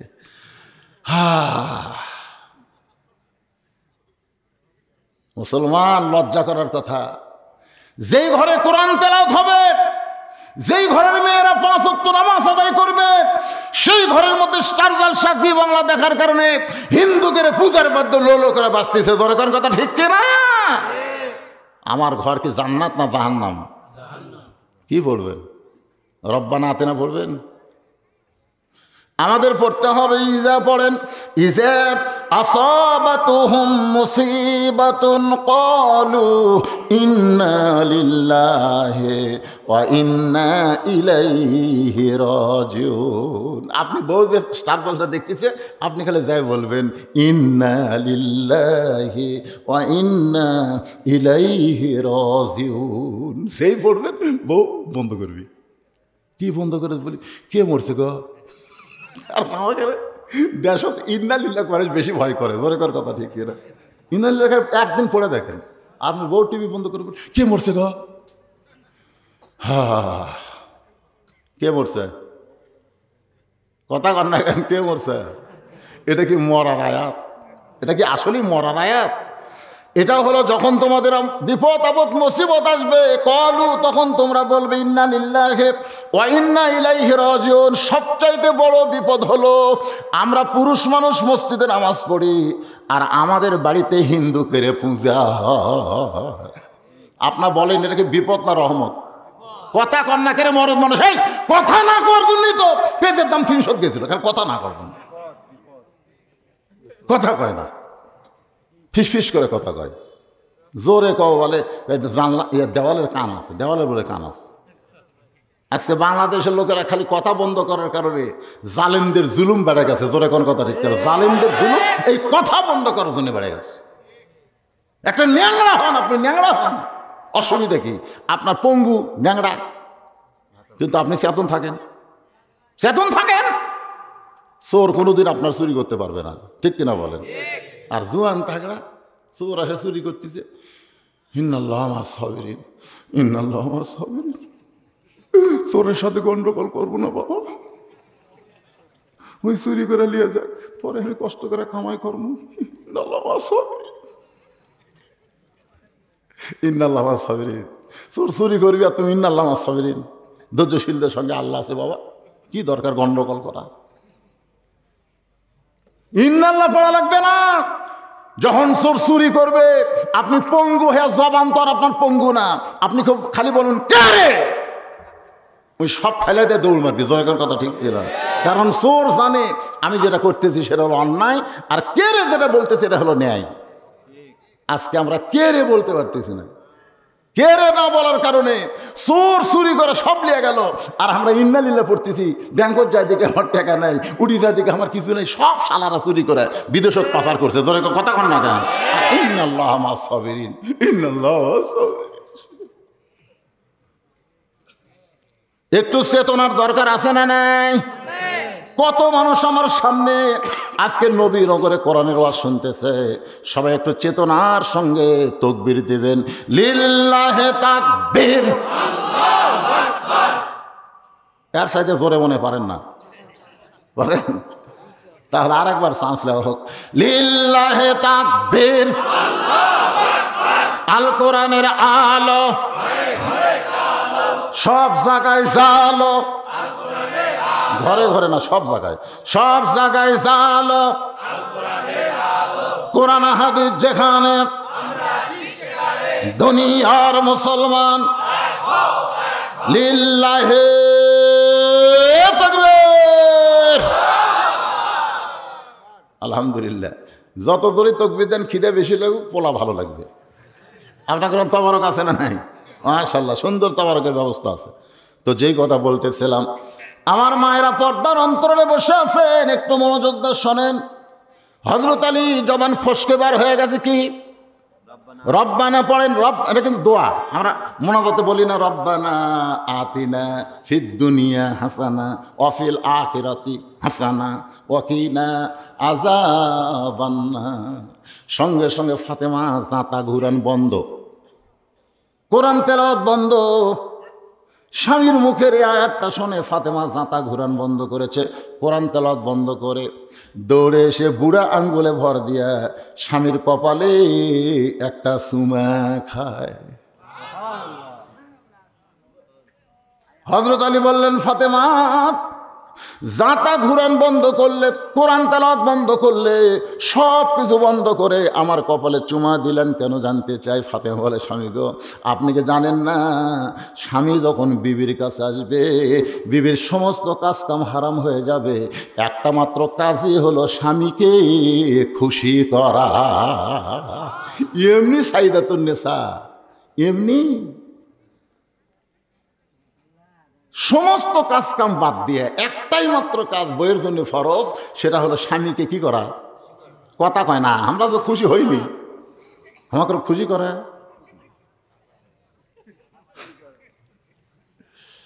সুন্দর করে আমি ডাকতেছি, কে গো রোকেয়া, কথা কয় না। বেগম রোকেয়া, টুকটুকি রোকেয়া, কি কি এত ডাকেন কেন, আমার কাম নাই? দেখছেন, স্বামী ডাকতেছে আর আমি বলতেছি এত ডাকেন কেন, আমার কাম নেই? তোর চাপার যাত্রী বড় দরকার, তোর একটা কামও চলবে না। স্বামী যখন বইয়ের কাছে আসবে, তোর এখন কথা ঠিক কিনা? তুই কি ফাতেমার চাইতে বড় হয়েছিস? যেনাকে বলা হয়েছে সাইদাতুন নিসায়ে আহলুল জান্নাহ, ফাতেমাতুজ জোহরা, জান্নাতের সমস্ত নারীদের নেত্রী হলো ফাতেমা। সেই ফাতেমা জাঁতা ঘুরান বন্ধ, কোরআন তেলাওয়াত বন্ধ, সব বন্ধ করে দিয়ে স্বামীর কপালে চুমা দিয়ে বলতেছে, আপনি কি জানেন না, স্বামী যখন বইয়ের কাছে আসবে, বিবির সমস্ত কাজ কাম হারাম, একটা মাত্র কাজ হলো স্বামীকে খুশি করা। হযরত আলী বলতেছেন, ফাতেমা তুমি না হয় দুনিয়ার জাঁতা ঘুরান বন্ধ করবে, তাই বলে কোরআন তেলাওয়াত বন্ধ করলা কেন? ফাতেমা বলে, স্বামী গো, আল্লাহর নবী বলেছেন, আল্লাহর নবী বলেছেন, ফাতেমা আল্লাহ ছাড়া কাউকে যদি সেজদা দেওয়ার হুকুম থাকতো, তাহলে তোমাকে বলতাম তুমি আলীর পায়ে সেজদা করো। ও ফাতেমা, আল্লাহ ছাড়া কাউকে সেজদা দেওয়া যাবে না, এই কথার দ্বারা নবী বুঝাইলেন আল্লাহর পরেই মেয়ে মানুষের কাছে সবচাইতে দামি সেই মহান ব্যক্তি হলো তার স্বামী। সবাই সুবহানাল্লাহ কয়নি তো? এরা কি রে, এটা কি আপনাকে বিপক্ষবাদ হচ্ছে না পক্ষবাদ হচ্ছে? তাহলে সুবহানাল্লাহ বললে খুশি না? আল্লাহ খুশি হয় না বেজার হয়? জোরে সরে বলেন সুবহানাল্লাহ। ফাতেমা বলে, স্বামী আপনি তো কোরআন তেলাওয়াত করতেছিলেন, আপনি তো কোরআন তেলাওয়াত করতেছিলেন, সেই কোরআন তেলাওয়াত বাদ দিয়ে এই অসময়ে বইয়ের ঘরে ঢুকছেন, আপনি কি তেলাওয়াত করতেছেন? তালি কি তেলাওয়াত করতেছেন? কোরআন তেলাওয়াত করা বাদ দিয়ে এই অসময়ে বইয়ের ঘরে ঢুকছেন। হযরত আলী বলতেছেন, ফাতেমা তুমি তো জানো না ফাতেমা, তোমার হোসাইন যেই মাত্র বলেছে তোমার হোসাইন, ফাতেমা থর থর করে কাঁপতেছে। আমার হোসাইন আবার কি বেয়াদবি করলো? কারণ আল্লাহ রাসূল বলেছেন, ফাতেমা হাসানকে নিয়ে তোর কোনো টেনশন করা লাগবে না, কারণ হাসান হলো অবিকল আমি নবীর মতো, তবে হোসাইন একটু জেদি, আমি দুনিয়া থেকে যাওয়ার পর এই হোসাইনের দিকে একটু বেশি বেশি খেয়াল রাখবি। ফাতেমা চমকে গিয়ে বলে, স্বামী গো, আমার হোসাইন কি বেয়াদবি করেছে? আমি বলতেছে কোনো বেয়াদবি নয়, দরজায় কতকগুলো মেয়ে মানুষ আইছে তোমার সঙ্গে দেখা করার জন্যে। হোসাইনকে তারা ধরেছিল। হোসাইন দরজায় এসে তোমার দরজা খুলবে, কিন্তু আমি হোসাইনকে দরজা থেকে সরাই দিয়া বর্তমানে তার হাতে আল্লাহর কোরআন শরীফ দিয়েছি। ফাতেমা মুসকি মুসকি হাসের বলে, ওই বাবা মা হলো সবচাইতে বড় ভাগ্যবান, যার শিশু বাচ্চার হাতে থাকবে আল্লাহর কোরআন। সুবহানাল্লাহ, একটু জোরে কোন ভাইজান। ওই বাবা মা হলো সবচাইতে ভাগ্যবান, যার শিশু বাচ্চার হাতে থাকবে আল্লাহর কোরআন। আপনারা এইরকম বলবেন না যে বুড়া বাচ্চার হাতে বুড়া একটা বুড়াকে আপনি যা কোরআন সে পড়াবার চান, ওই কায়দা পড়তে পড়তে আপনার লোক 3 বার দেখতে, জোরে কর কথা, ঠিক না? এক মুরব্বী আমার কয়, হুজুর আমি তো দোয়া এখনো পারি না, ভেতরের মধ্যে সূরা ইখলাস দিয়ে মারি, হবি না? ভাই দোয়া এখনো ভেতরে পড়া লাগে, ভাই সূরা ইখলাস কেন? তারা আমি তো আরবি পারি না হুজুর, বাংলাতে লিখে দেন। তো দোয়ায় কোনো বাংলা উচ্চারণ করে বাংলা দিয়ে ওকে লিখে দিলাম। 3 মাস পরে বললাম, ভাই খবর কি? অর্ধেক মুখস্থ করে যখন শেষে আসি তখন সামনেকার অর্ধেক ভুলে যায়। মানে শেষে তখন মুখস্থ করে, তখন প্রথম মুখস্থ থাকে না, প্রথমবার ফেরত গেলে পিছনে ভুলে যায়। আমি বললাম, ভাই কিয়ামত পর্যন্ত বাঁচলেও আর দোয়ায় কোনো তো আপনার হবি না। শিশু বাচ্চার হাতে আগডুম বাগডুম ঘোড়াডুম সাজে, ঢাক ঢোলক ঝাঁঝর বাজে, এই মিথ্যা শিক্ষা না দিয়ে আল্লাহর কোরআন দেওয়া দরকার আছে না নাই? এজোর এখন কথা কন না কেন, আছে না নাই? হাই ক্লাস 2-এ পড়ে, বইয়ের ব্যাগ ফিটত দিয়ে পেশাব লাগিতে ভাই রে, উনি যেন বসবি তাও বসে না, ওই খারাপ হয়ে ওই প্যান্টের ধার দিয়ে মেঘা করে মারতেছে। আমি বললাম, কুত্তাও জিঙ্গা মতে, ইতে একই মতে রে, এটা তো পেশাব না, এটা হলো মোতা। পেশাব এক জিনিস আর মোতা আর এক জিনিস। জোরে করে পেশাব করে হান মাদ্রাসা, আর প্রাইমারি ছেলেরা মতে। হাসতেছেন কে? কি কেমনে পেশাব করা লাগে তুই জানিস না? বস, কোন ক্লাসে পড়িস? ক্লাস 2-এ চাচা। তো তোর স্যার তোকে শিখাইনি কেমনে পেশাব করা লাগে? ও মুসকে হাসার কাছে চাচা যে কি হয়, প্রাইমারি পেশাবখানা যদি আমার স্যারও খাড়া হয়ে মারে, আর স্যারও খাড়া হয়ে মারে, তাহলে সারও যদি খাড়া হয়ে মারে ওই বসবি কেমনে? আইরে টিয়ে নায়ে ভরা দিয়ে নালে গেল বল মাসে, তাই না থেকে ভোদন নাচে। এই মিথ্যা শিক্ষা দেওয়ার জন্যে আপনার মাসুম কচি বাচ্চাকে আপনি প্রাইমারি পাঠাচ্ছেন সামান্য উপবৃত্তি লোভে। জোরে কোন কথা, ঠিক কিনা? আপনি প্রাইমারি পড়ান, কিন্ডারগার্টেন যা পড়ান 4 বছর 5 বছরের বাচ্চার হাতে আল্লাহর কোরআন দেওয়ার দরকার আছে না নাই? জোরে কোন আছে না? হ্যাঁ, মাসুম বাচ্চাকে আল্লাহর কোরআন দেন। কেমনে পেশাব করা লাগবে, কেমনে পায়খানা করা লাগবে, কেমনে ওযু করা লাগবে, সব আপনার বাচ্চারে শিখানো হবে। একদিন সকালে কেন মাদ্রাসায় যাবেন, কোনো বাচ্চা ভর্তি হওয়ার গেলে আগে হুজুর তারে লিয়া যায় পেশাবখানাত। আমি বললাম, ওরে কায়দা সেপারা পড়ান লাগবে পেশাবখানাত কেন? কারণ হুজুর ওরা ধরবার গেলে আগে পেশাব করা শেখা লাগবে। হুজুর আগে যায় পেশাব করা শিখায়, কীভাবে লুঙ্গি ধরা লাগবে, পায়জামা থাকলে কীভাবে কোন জায়গাতে মাল বার করা লাগবে, কীভাবে সব শিখায়। 1 ফোঁটা পেশাব যেন নিজের শরীরে না পড়ে। কথা কন না কেন? ঢিলা কুলুপ দিয়ে টয়লেট পেপার দিয়ে মুছে তারপরে পানি খরচ করে, তারপরে ওযু করা লাগবে, হাত কীভাবে ধোয়া লাগবে, কুলি কীভাবে করা লাগবে, মুখ কীভাবে মশা করা লাগবে, দাঁত, সব কিছু তাকে শিক্ষা দেওয়া হয়। এত কিছু শিক্ষা দেওয়ার পরে তার হাতে আল্লাহর কোরআন শরীফ তুলে দেওয়া হয়। জোরে কোন কথা, ঠিক কিনা? ওই বাবা মাই হলো সবচাইতে ভাগ্যবান, যার শিশু বাচ্চার হাতে থাকবে আল্লাহর কোরআন। আপনার অন্যদিকে তাকাচ্ছেন কেন? শিশু বাচ্চার হাতে দেননি তো কি আছে? পরে বুঝবেন, বুড়া হন। আপনি নবীনগর আছেন, আপনার বেটা বৌলিয়া বগুড়াত, ও যে আগডম বাগডম শিখছে যায়, এখন বগুড়াত গেছে, বৌলিয়া ওটি বাসাতে আছে, জলেশ্বরী তলা বাসা। বুড়া শরীর আর চলে না ভাই। একদিন বুড়া ডাক্তারক দেখাবার গেছে মহিষ পাগলার মোড়, এত ভালো ডাক্তার পপুলার, একেবারে দেখতে দেখতে রাত 9টা বাজে গেছে। এখন বুড়া রাত 9টার সময় বাসাত কেমনে আসে, নবীনগর কেমনে আসে? বুড়ার মন বলতেছে, কে তোর বেটার বাসা নেই, জলেশ্বরী তলা যা। বুড়া রাত 9টার সময় ছেলের বাসা দিয়ে দেখতেছে, আবদুল্লাহ, ছেলের নাম ভালো তো, আবদুল্লাহ। আবদুল্লাহ কয়, কে রে? সবাই আমাকে সার করে কয়, সাহেব করে কয়, আর আমার নাম ধরে ডাকে, এই মরদ কে রে? দরজা খুলে দেখে বাপ খাড়া হয়ে আছে। আব্বা, আসেন, ঠেলাত পড়াচ্ছি, তুই মনে করিস না যে ইচ্ছা করাচ্ছি। ডাক্তার দেখতে দেখতে 9টা বাচ্চা, এখন বাড়ি কীভাবে যাই?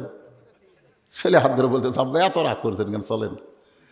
বাপ মনে মনেকে কী জন্য রাগ করছি, রেস্টরুমে বসায় দিয়েছে। এখন সাহেব আবদুল্লাহ বইয়ের কাছে যায় ফিস ফিস করতেছে, প্রধানমন্ত্রীর কাছে যায় প্রেসিডেন্ট হচ্ছে।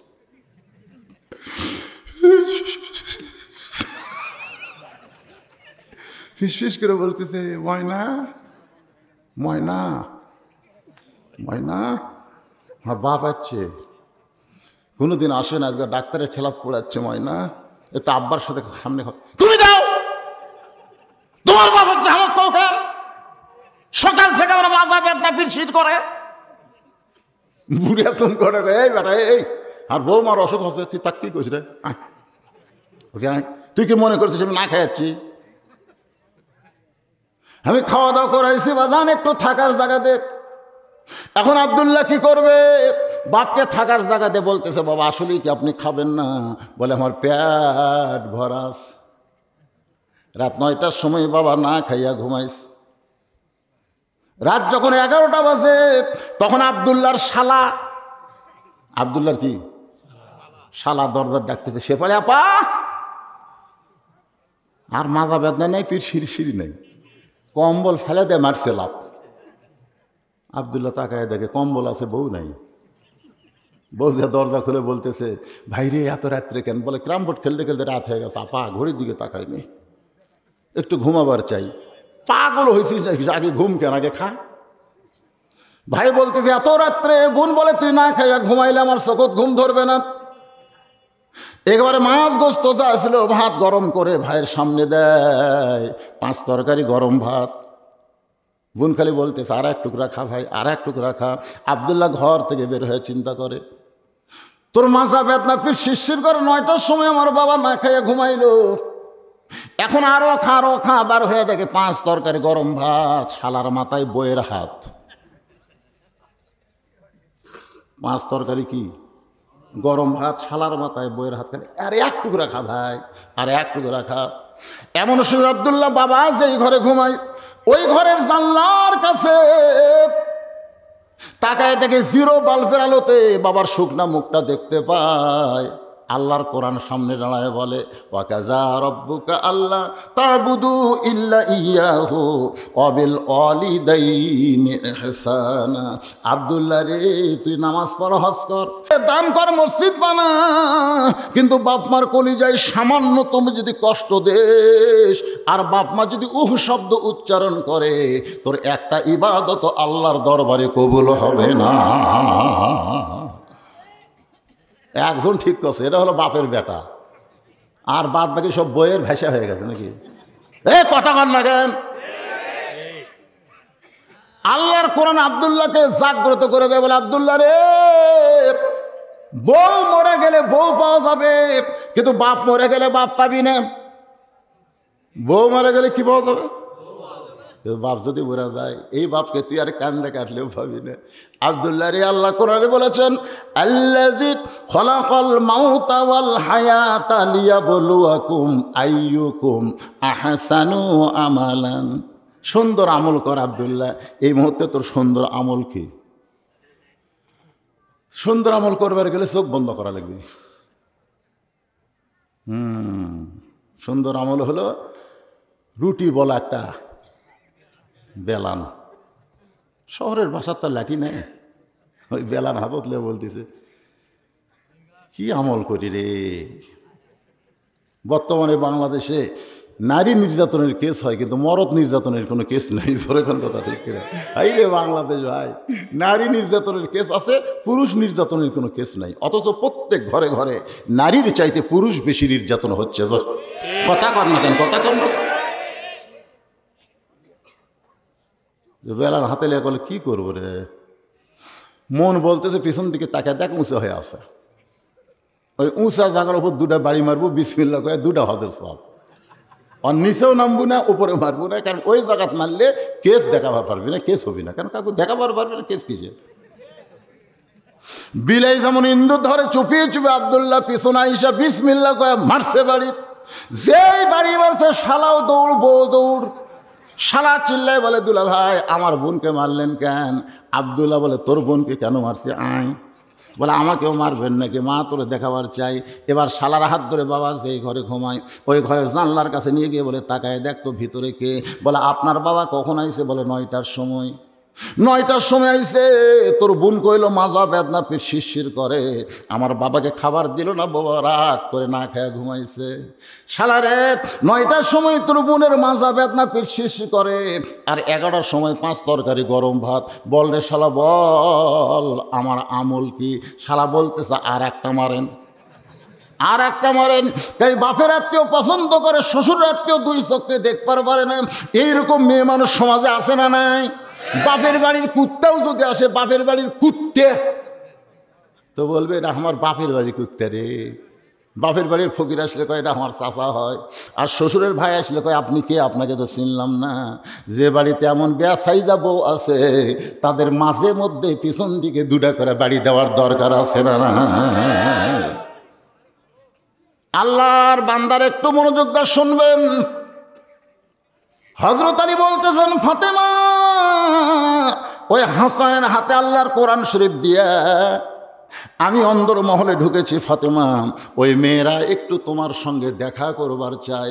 ফাতেমা বললেন, স্বামী গো, মেয়েরা আমার সঙ্গে দেখা করবে, আমার কোনো আপত্তি, কিন্তু আপনাকে কষ্ট করে পর্দার ব্যবস্থা করা লাগবে। হযরত আলী মুচকি মুচকি হাসার বলে, ফাতেমা মেয়েদের সঙ্গে মেয়েরা দেখা করবে, মেয়ের সঙ্গে মেয়েরা দেখা করবে, এখানে কোনো পর্দার ব্যবস্থা লাগবে না। ফাতেমা বলে, স্বামী গো, মেয়েদের সঙ্গে মেয়েরা দেখা করবে, এখানে পর্দার ব্যবস্থা লাগবে না, এই কথা আপনার কে বলেছে? মনে করেন যে কয়টা মেয়ে দরজায় দাঁড়িয়ে আছে আপনি কি তাদের চিনেন? ফাতেমা হযরত আলীকে বলতেছে, যে কয়টা মেয়ে আমার সঙ্গে দেখা করবে আপনি কি তাদের চেনেন? আলী বলতেছেন, ফাতেমা তুমি কি শুনবার চাও? আলী যদি বলে আমি চিনি, তাহলে খবর কি? দেখেন মারেফতের কথা, যে কয়টা মেয়ে দরজার দাঁড়িয়ে আছে আপনি কি তাদের চিনেন? আমি একদিন কথা প্রসঙ্গে বলছিলাম যে আমার চাওয়াতো ভাইয়ের বউটা ভালোই সুন্দরী, খালি এমনি গল্প মনে করছি বউয়ের সাথে গল্প করতে হঠাৎ করে ফেলছি। এই হঠাৎ কথাটাই আমার বউ ধরে বলতেছে, আপনি আলেম না লুচ্চা? দেখেন আমি কিন্তু গুরুত্বই দেইনি, আমি কোনো লুচ্চা কেমনে? বলে, ভাইয়ের বউ আপনি দেখেন শরীয়তে কোন জায়গায় যায়? আমি সেদিনই কান ধরে তওবা করছি, আল্লাহ এখন থেকে কোনো মেয়ে মানুষ দেখলে আমার বইয়ের কাছে আর আমি বলবো না। আসলে আমি দেখবই না, যদি দেখি বলা যাবে না। হযরত আলী বলতেছেন, ফাতেমা দুনিয়ার একজন মেয়েকে আমি চিনি, সেইটা হলো আমার হাসান হোসেনের মা। ধরে গান সুবহানাল্লাহ। ফাতেমা বলে, স্বামী গো, যে কয়টা মেয়ে আমার সঙ্গে দেখা করবে ওই কয়টা মেয়ের মধ্যে একটা যদি বেপর্দা নারী থাকে, সবাই ভালো সবাই পর্দা নিচে, কিন্তু একটা যদি বেপর্দা নারী থাকে, একটা যদি কি থাকে, আমার কথা কি বুঝতে পারতেছেন না? যে কয়টা মেয়ে দরজায় দাঁড়িয়ে আছে সবাই পর্দা নিশি, কিন্তু একটা যদি বেপর্দা নারী থাকে, বেপর্দা নারী যারা শয়তানের যানবাহন তারা। সবাই যুবকের একটু জোরে সরে বলো, বেপর্দা নারী যারা শয়তানের যানবাহন তারা। শয়তানের যানবাহন বুঝেন? এই যে মাহিয়া ট্রাক নিয়ে দাঁড়াইছিল, আমি মিছিল করতে দেখছি, ভোট দেব কোনখানে, ট্রাকের কথাই উচ্চারণ করেনি ছেলেরা, কারণ বেপর্দা হয় মাহি। তুমি যখন ভোটের মাঠে আসবে তখন শয়তান তোমার সার হইয়া যাবে। আমি খুব খুশি বারে এবার মমতা ধেরা যাওয়াতে আমি খুবই খুশি হয়েছি। মমতা ধেরার খবর শুনে আমি 4 রাকাত নফল নামাজ পড়ছি। আল্লাহ, এই মেয়েটা আমার যা জল আছে বুঝলেন, ওই বলে সিয়াসাত জানো। আর একটা হলো ইনু সাহেব, এতে হাসান ইনু, এই শালা ঠোকরা যা খুশি হয়েছি ভাই, ওর কোনো খামি নাই, খেলা আলেমদের নিয়ে ধরে কোন কথাটা আলেমদের, ওর সাইজ আলেমদের সাইজ করো। আর একটা হলো মিনাল কান্তি, এই শালা আজানের বিরুদ্ধে কথা কথা ধরে কোন কথাটা। আমি মনে করছিলাম যে 1 সপ্তাহ ওয়াজ না করলে আমার কলজা শান্তি রে। তোমরা একটু আমার সঙ্গে বলো না কেন, বলবা? আমি যে বলবো বেপর্দা নারী যারা, সবাই বলবো শয়তানের যানবাহন তারা। বেপর্দা নারী যারা, মার্কা আছে কোন সে মার্কা? বলো বেপর্দা। কোন সে মার্কা? আরো জোরে। মায়েরা বুঝতেছে আজকে হুজুর ওয়াজ দিচ্ছে বাবারে। আমার মায়েরা যারা পর্দার অন্তর আছেন একটু মনোযোগ দিয়ে শুনবেন। বেপর্দা নারী যদি একটা থাকে আর মেয়েদের মধ্যে ওই নারী যদি ঢুকে ফাতেমাকে দেখে, ফাতেমার চোখের সাইজ কেমন, ফাতেমার নাকের সাইজ কেমন, ফাতেমার মুখের সাইজ কেমন, ওই বেপর্দা নারীটা যদি পর পুরুষের কাছে বলে দেয় যে আলীর বিবি হাসান হোসেন মা ফাতেমাকে দেখলাম, ফাতেমার নাকের সাইজ এরকম, মুখের সাইজ এরকম, গায়ের রং এরকম, তাহলে বলেন তো স্বামী আমি পর্দার মধ্যে থাকলাম কিন্তু একটা বেপর্দা নারীর কারণে আমি পর পুরুষের কাছে চলে গেলাম, আপনি কি চাবেন আমি একটা বেপর্দা নারীর কারণে পর পুরুষের কাছে যাই? আমি পর্দানিশী, পর্দার ভিতরে থাকতে চাই। ফাতেমা শুধু পর্দার ভিতরে থাকে নাই, পর্দার ভিতরে দুনিয়া থেকে বিদায় নিয়েছে। বিদায় নেওয়ার কালে হযরত আলীকে বলেছে, স্বামী গো আমি দুনিয়া থেকে চলে যাওয়ার পর আমার 3টা চাওয়া আপনি পুরা করবেন। 1 নম্বর চাওয়া হলো রাতের অন্ধকারই আমাকে দাফন করবেন। আমার 2 নম্বর চাওয়া হলো আমাকে কোনো জানাজার ব্যবস্থা করবেন না। আমার 3 নম্বর চাওয়া হলো আমার লাশটা খাটনির উপর আপনি তুলবেন না, কারণ ফাতেমার দেহের ওজন কত এটা দুনিয়ার কোনো পরপুরুষ জানুক, আমি ফাতেমা চাই না। আমার বাবা যদি দুনিয়াতে থাকতো, মরা মেয়ের লাশের খাটনি বাবা কান্দে নিবার পারতো। আমার হাসান হোসেন যদি বড় হইতো, মায়ের লাশের খাটনি কান্দে নিবার পারতো। ওগো স্বামী আপনি আমার দেহটা একটু কান্দে করে নিয়ে ওই জান্নাতুল বাকির পূর্ব কোণায় সবুজ রঙের বাতি জ্বলবে, ওই বাতি বরাবর একটু আমাকে দাফন করবেন। হযরত আলী গভীর রাত্রে ফাতেমাকে দাফন করার পরে আল্লাহর কাছে বলতেছে, আল্লাহ নবীর কলিজার টুকরা ফাতেমা গরিব ঘরে বিয়ে হয়েছিল, আমি দুনিয়াতে তাকে শান্তি দেবার পারিনি। আল্লাহ আজকে কবরে দাফন করার পর তোমার কাছে কান্দি, ফাতেমার পর্দাকে তুমি কবুল করে নাও। এই দোয়া করার সঙ্গে সঙ্গে আলী তাকায় দেখে সামনে কয়েকটা নতুন পুরাতন কবর দেখা যায়, সামনে কয়েকটা পুরাতন কবর দেখা যায়। এই মাত্র ফাতেমার কবর দিল, সেই কবরটা গেল কোন জায়গায়? গোটা জান্নাতুল বাকি। হযরত আলী দৌড়ায়ার বলে, ফাতেমার কবর, ফাতেমার কবর, ফাতেমার কবর কোথায় রে? এখনই ফাতেমার কবর দিলাম, সেই কবর কোন জায়গায়? কে যেন বলতে চালি ফাতেমা পর্দানিশী, আমি আল্লাহ জোহরা ডিগ্রি দিয়ে ফাতেমার কবরটাকেও কিয়ামত পর্যন্ত পর্দা করে দিয়েছি। মারে ও মা, সেই ফাতেমার সিগনেচার ছাড়া কোনো নারী জান্নাতে যাওয়ার পারবে না। আমি সমস্ত নারীদের জন্য বলবো মা, নামাজ, রোজা, হজ, যাকাত এগুলো আপনাদের পরে, আপনাদের 1 নম্বর ইবাদত হলো পর্দা। নারীরা যদি পর্দার মধ্যে থাকে, ওদের পেটের ভিতর থেকে যে সন্তানটা বের হবে, এই সন্তান খালি পোলা খাবার চাবে না, ওয়াজ শুনবার চাবে। জোরে কোন কতক্ষণ না কেন এত কতগুলো দেখতেছেন কাল ঘুরঘুর করে ঘুরতেছে, ও ঘুরতেছে। এই ঘোরার কারণ কি জানেন? ওই যখন পেটের মধ্যে আসছিল তখন মা ওক পেট উঠলে গোটা পাড়া ঘুরিছে, ওই পেটের মধ্যে থেকে ঘরনে বেরাম পাশা। এই জন্য একজন নেপোলিয়ন বলেছে, তোমরা একটা ভালো সন্তান যদি চাও, ভালো একটা মায়ের দরকার। জোরে কোন কিসের দরকার? বহুত ওয়াজ করছি মায়েদের জন্য, আলহামদুলিল্লাহ আলহামদুলিল্লাহ যথেষ্ট হয়ে গেছে। এখন পুরুষের জন্য 1 নম্বর হলো নামাজ। জোরে কোন 1 নম্বর কি? ফাসাল্লি রব্বিকা ওয়ানহার। কাউসার যদি আমরা পাবার চাই, 1 নম্বর হলো নামাজ, আর 2 নম্বর হলো ওয়ানহার। ওয়ানহার, ওয়ানহার মানে কি? কুরবানি, নহর প্রবাহিত করা। আমার সঙ্গে একটা গান গাওয়া লাগবে, না পারলে খালি শুনবেন। রাজি আছেন? ওর ওদিকে চিল্লাই কে? ওদের ফুচকা। বিশ্বাস করেন ভাই, বিশ্বাস করেন আপনারা, এ কোরআন আমার সামনে, এদের ইউটিউবেরা আছে, বিশ্বাস করেন। আমি কাহালু থানায় দাওয়াত নেই না কেন? খালি এটার জন্যে। এই উচ্ছৃঙ্খল, এটি ওয়াজ হচ্ছে, ওটি মেলা হচ্ছে, ওটি হো হো হচ্ছে, ওটি চিল্লাচিল্লি করতেছে। খালি আমার সাথে 1 সপ্তাহ আপনারা সাহাবী হন, 1 সপ্তাহ খালি আমার পাশে ঘুরবেন, আমার গাড়ির চড়ে ঘুরবেন, খালি দেখেন তো কালো মানুষের সম্মান আল্লাহ কত দিছে। মাহফিলের শুরু থেকে শেষ পর্যন্ত দেখা যায় না, আর এটি কান্দা কান্দা লোক আনা লাগতেছে, ওরা খাড়া হয়ে এতটুকু বসানি যাচ্ছে না। আর জানা হবে না কেন, এরা জানে বলবে কয় লোক হবে। খালি আপনারা সাহাবী হয়ে আমার সাথে খালি বগুড়া জেলা বাদ দিয়ে, বগুড়া জেলা বাদ দেওয়া লাগবে না, আপনি সারাখান দিয়ে চলেন, খালি বগুড়া শহর বাদ দেওয়ার দিকে চলেন। এই এলাকা থেকে ঘরে ঘরে আমি ওয়াজ করছি, তো আমাকে বুঝলে আসতেছে।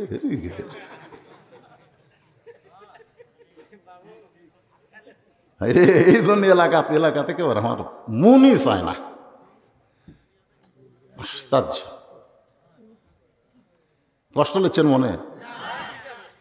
ফাসাল্লি লিরাব্বিকা ওয়ানহার, কুরবানি জিনিসটা কি এটা বোঝানোর জন্য দুইটা হাদিস বুখারী শরীফ থেকে আমি আপনাদের সামনে তেলাওয়াত করছি।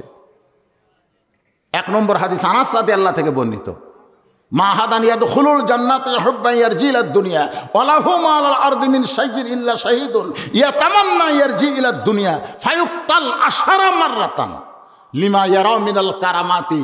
রাওয়াহুল বুখারী কিতাবুল মাগাজি। বুখারী শরীফের কিতাবুল মাগাজি অধ্যায় হাদিস খানা 113 নম্বর। আর একটা হলো মান সাল্লাল্লাহু তাআলা আশ-শাহাদাতা বিসিদকিন বাল্লাগাহুল্লাহু মানাজিল আশ-শুহাদাই ওয়া মাতা আলা ফিরাশিহি। রাওয়াহুল বুখারী কিতাবুল মাগাজি। বিষয়টা হলো ফাসাল্লি লিরাব্বিকা ওয়ানহার। ওয়ানহার মানে গরু খাসি কুরবানি না। এখনকার অধিকাংশ গরু খাসি কুরবানি হচ্ছে না, অধিকাংশ হিসাব করে দিলে দেখবেন শতকরা 99টা হচ্ছে না। আর যারা ভাগিয়ে দিচ্ছেন এরকে 3 ভাগ করার দরকার নাই, এরা গোস্ত ভাগে সব একটি লেদা খান, কারণ কুরবানি হচ্ছে না খামাখা 3 ভাগ করে। আপনি জানেন একটা নামাজি একটা বেনামাজি কিয়ামত পর্যন্ত চেষ্টা করলেও কুরবানি হবে না। এই 6 জন মিলে কুরবানি দেন, তার মধ্যে একটা যদি সুদখোর ঠাকায় গোটা কুরবানি হারাম হয়ে যাবে, জানেন আপনি? আমি সেই কুরবানির কথা বলতেছি না ভাই, সেই কুরবানির কথা বলতেছি না। অনেকে গরিব মনে করবি 2টা আমল করলে হাউজে কাউসারে পানি পাওয়া যাবে, তা আমরা না হয় নামাজ পড়ন হুজুর, কিন্তু কুরবানি দেওয়ার টাকা তো আমাকে নেই, তাহলে আমরা তো হাউজে কাউসার পাচ্ছি না। তোমার গরু কুরবানি শিনলাড়ের আমাকে কালো মাদাসার মাঠা শিনলাড়ের হুজুর একটু সামান্য লড়তেছে, এটা হবি? তাই কেন ভাই এখন কোন নামাজের সময়? তাই হচ্ছে আসর, এখন 8 ঘন্টা দেরি আছে হুজুর, তুই যখন নাচ পড়ছো? হচ্ছে না হুজুর ফজরও পড়ি না জোহরও পড়ি, তো তোর শিং লড়াই কি আর খাড়াই কি? কুরবানি করবার গেলে আগে ফাসাল্লি লিরাব্বিকা, তারপর ওয়ানহার। ইন্না অনুসুখী কি ইন্না সলাতি অনুসুখী, আগে নামাজ তারপরে কুরবানি। যেখানে কুরবানির কথা আছে আগে নামাজের কথা আছে। তুই সারা ফজরও পড়িস নি জোহরও পড়িস নি, তোর আবার শিং লড়া কি রে?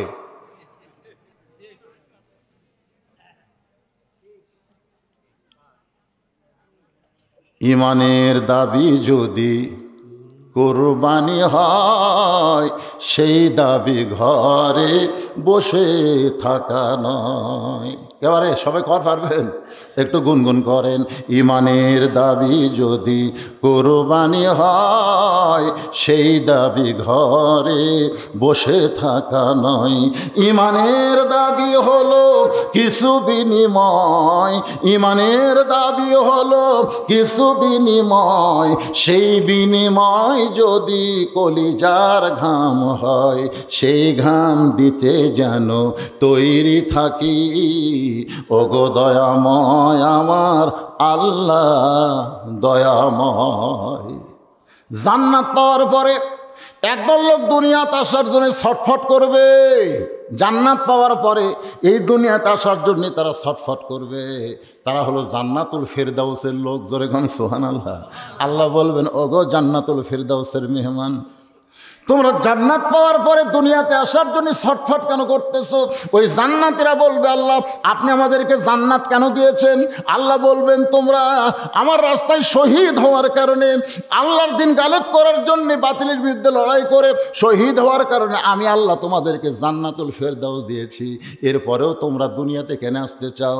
ওই সমস্ত জান্নাতি লোকেরা বলবে, আল্লাহ প্রথম শহীদ হওয়ার সময় শাহাদতের যে মর্যাদা আমরা নিজের চোখকে দেখতে পেয়ে গিয়েছি, এ কারণে আমাদেরকে জান্নাত ভালো লাগতেছে না, আবার দুনিয়াতে যাবার চাই। ফায়ুক্তাল আশার আমার রতন, কম করে হলো 10 বার বাতিলের বিরুদ্ধে লড়াই করে আমরা জীবন দিব। বাতিলের বিরুদ্ধে লড়াই করার কুরবানি দেওয়ার মধ্যে যে মজা আছে, তোমার জান্নাতের ভিতরে সেই মজা না।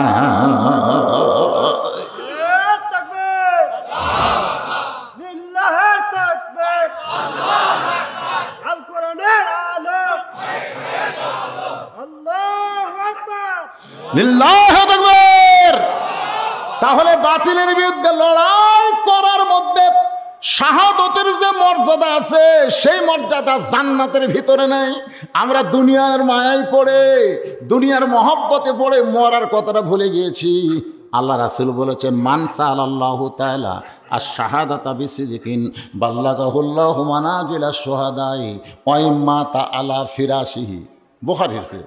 কেউ যদি এই যে কোরআন শরীফ দেখতেছেন, সবচাইতে বড় কুরবানিকে জানেন? আল্লাহর দুনিয়ায় আল্লাহর কোরআনের বিজয় চায় যারা কোরআনের দল করবে। কোরআনের দল করবে, বাংলাদেশে কোরআন দিয়ে সমাজ চলবে, রাষ্ট্র চলবে, এই নিয়তে আল্লাহ রাস্তায় যারা শাহাদতের তামান্না নিয়ে ইসলামে আন্দোলন করে, ওয়াই মা তাআলা ফিরাশিহি, সে যদি নিজের বিছনায় মৃত্যুবরণ করে, বাল্লাগাহুল্লাহু মানাজিলা শুহাদা, আল্লাহ হাসরের ময়দানে তাকে শহীদদের কাতারে দাঁড় করাইয়া দিবে। ওইও বুঝেছে শয়তান কার মধ্যে কখন আসা লাগে বোঝেন না। ওই চিন্তা করে এক মুয়াজ্জিন আজান দেয়, হুজুর যে আজান দেয় শালা কুত্তে কুত্তে আসে ও করে। আমি কইলাম কে রে, কুত্তা ভোগে কেন? অন্য কোনো সময় কুত্তা ভোগে না, আজান দিলে কুত্তা ভোগে, আপনাকে ভোগে? এতক্ষণ ওয়াজ হচ্ছে, ওর পাত্তা আছে, কেবল কুরবানির উপর স্টার্ট মারছি, উনি দেখতেছে না না না এই কুরবানি হওয়া যাবে না, বাঁচা থাকা লাগবে। বাঁচেন। মাইকেল জ্যাকসন বাঁচার জন্য 10টা ডাক্তার সেট করছিল, 150 বছর বাঁচছি। সব বিষয়ের উপর একটা করে ডাক্তার, ও মানে বিশেষজ্ঞ ডাক্তার, 150 বছর বাঁচছি, কিন্তু 49 বছর বয়সে মরে গেল।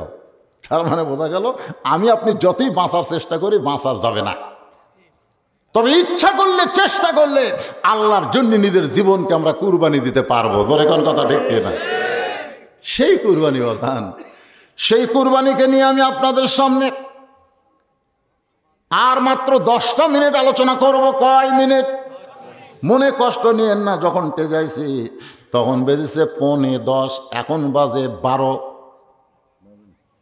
বাজে না, বাজবে 5 মিনিট কম। আমার ঘড়ি ঠিক নাই, এটা ধরে ঠিক, এটা ধরে বাস ধরছি। আচ্ছা ঠিক আছে, কয় মিনিট লাগবে তার কোনো কথা না। কিন্তু এই যে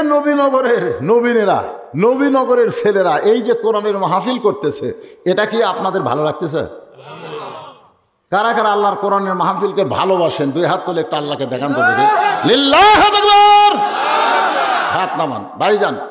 এই ছেলেরা প্রত্যেক বছর এখান করে একটা কোরআনের মাহফিল করবে।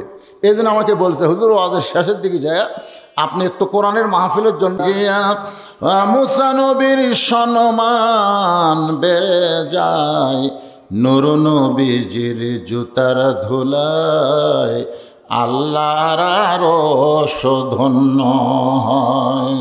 সাল্লাল্লাহু আলা মুহাম্মাদ সাল্লাল্লাহু আলাইহি ওয়াসাল্লাম। সাল্লাল্লাহু আলা মুহাম্মাদ সাল্লাল্লাহু। আলহামদুলিল্লাহ। আমি বলছিলাম কেউ পারেন কি 500,000 দিবেন? আল্লাহর একজন পাগল এই কোরআনের মহব্বতে 500 টাকা দান করেছে। আল্লাহ যে নিয়তে দান করলো তার নেক নিয়ত নেক আশাকে আল্লাহ আপনি পুরা করেন। বাপ মা আত্মীয় স্বজন কেউ যদি কবরে যায়, এই দানের ওসিলায় তাদের কবরকে জান্নাতের টুকরা বানায় দেন। জোরে কোন আমিন। মুআওয়ার মুআদ্দেস কুরবানি কারে কয় বোঝানোর জন্য বলতেছি। নবীর দরবারে এসে বলে, ইয়া রাসূলুল্লাহ, আল্লাহ তাআলা আয়াত নাজিল করেছেন, ইয়া আইয়ুহান নাবিয়্যু হারজিল মুমিনিনা আলাল কিতাল। গো নবী, আপনি মুমিন মুসলমানদেরকে স্ট্যান্ডিং আর্মির মতন গড়ে তোলেন, তাদেরকে সৈন্য হিসাবে গড়ে তোলেন। ওগো আল্লাহর নবী, আপনি নাকি যুদ্ধে যাবেন, আমরা দুই ভাই যুদ্ধে যাবার চাই। আমরা আল্লাহর যুদ্ধে নিজের জীবনকে কুরবানি করে দিব। সোনালা বলেন না কেন? রাসূল বললেন খালি যুদ্ধে যাবার চাইলে হবে না, যুদ্ধে যাবার গেলে মাফে হওয়া লাগবে। মাফে জোরে কোন কি? খালি আর্মি হওয়ার চাইলে হবে না, আর্মি হতে গেলে মাফের দরকার আছে না নাই? এ জোরে কোন আছে না নাই? পুলিশ হবার চাইলে হবে না, পুলিশ হবার গেলে মাফে হওয়া লাগবে। আল্লাহর সৈন্য হবার গেলে, জিহাদের ময়দানে গেলে তোমাদের মাফ হওয়া লাগবে। মুয়াজ বলতেছে, ইয়া রাসূলুল্লাহ, মাফ হতে গেলে কয় ফুট হওয়া লাগবে? আল্লাহ রাসূল বললেন কমপক্ষে 5 ফুট হওয়া লাগবে। বলে হুজুর আমি 5 ফুট লম্বা হব। আপনি মাপ দিয়ে দেখেন, আমি লম্বায় 5 ফুট হয়ে গেছি। আল্লাহ রাসূল বলে বেলাল রে, মাপের কাঠিটা নিয়ে আসো। মাপের কাঠি যখন নিয়ে আসা হলো, ওই কাঠির কাছে মুয়াজকে রাসূল দাঁড়াবার বললেন। মুয়াজ দাঁড়াইছে। রাসূল দেখে মুয়াজ বুড়া আঙ্গুলে ভর দিয়া পাটা খাড়া করে মাপের সঙ্গে মাথা লাগাইয়া দিছে। আল্লাহ রাসূল বলে মুয়াজ 5 ফুট লম্বা হওয়া লাগবে, তুমি বুড়া আঙ্গুলে ভর দিয়া পাটা খাড়া করছো কেন? আল্লাহ রাসূল মুয়াজ বলতেছে ওরা ফাইনাল একা জিকরাক জোরে কোন সুবহানাল্লাহ। আল্লাহ তাআলা আপনাকে সবার চাইতে উত্তমে যায় উঁচুতে জায়গা দিয়েছে। ওগো নবী, আপনি মাথার দিকে দেখেন, আপনার পায়ের আমার পায়ের দিকে যদি দেখেন, আমি কিন্তু কুরবানি হতে পারবো না। সুবহানাল্লাহ খান। আপনি কোন দিকে দেখেন? মাথার দিকে দেখেন, আমার পায়ের দিকে দেখবেন না।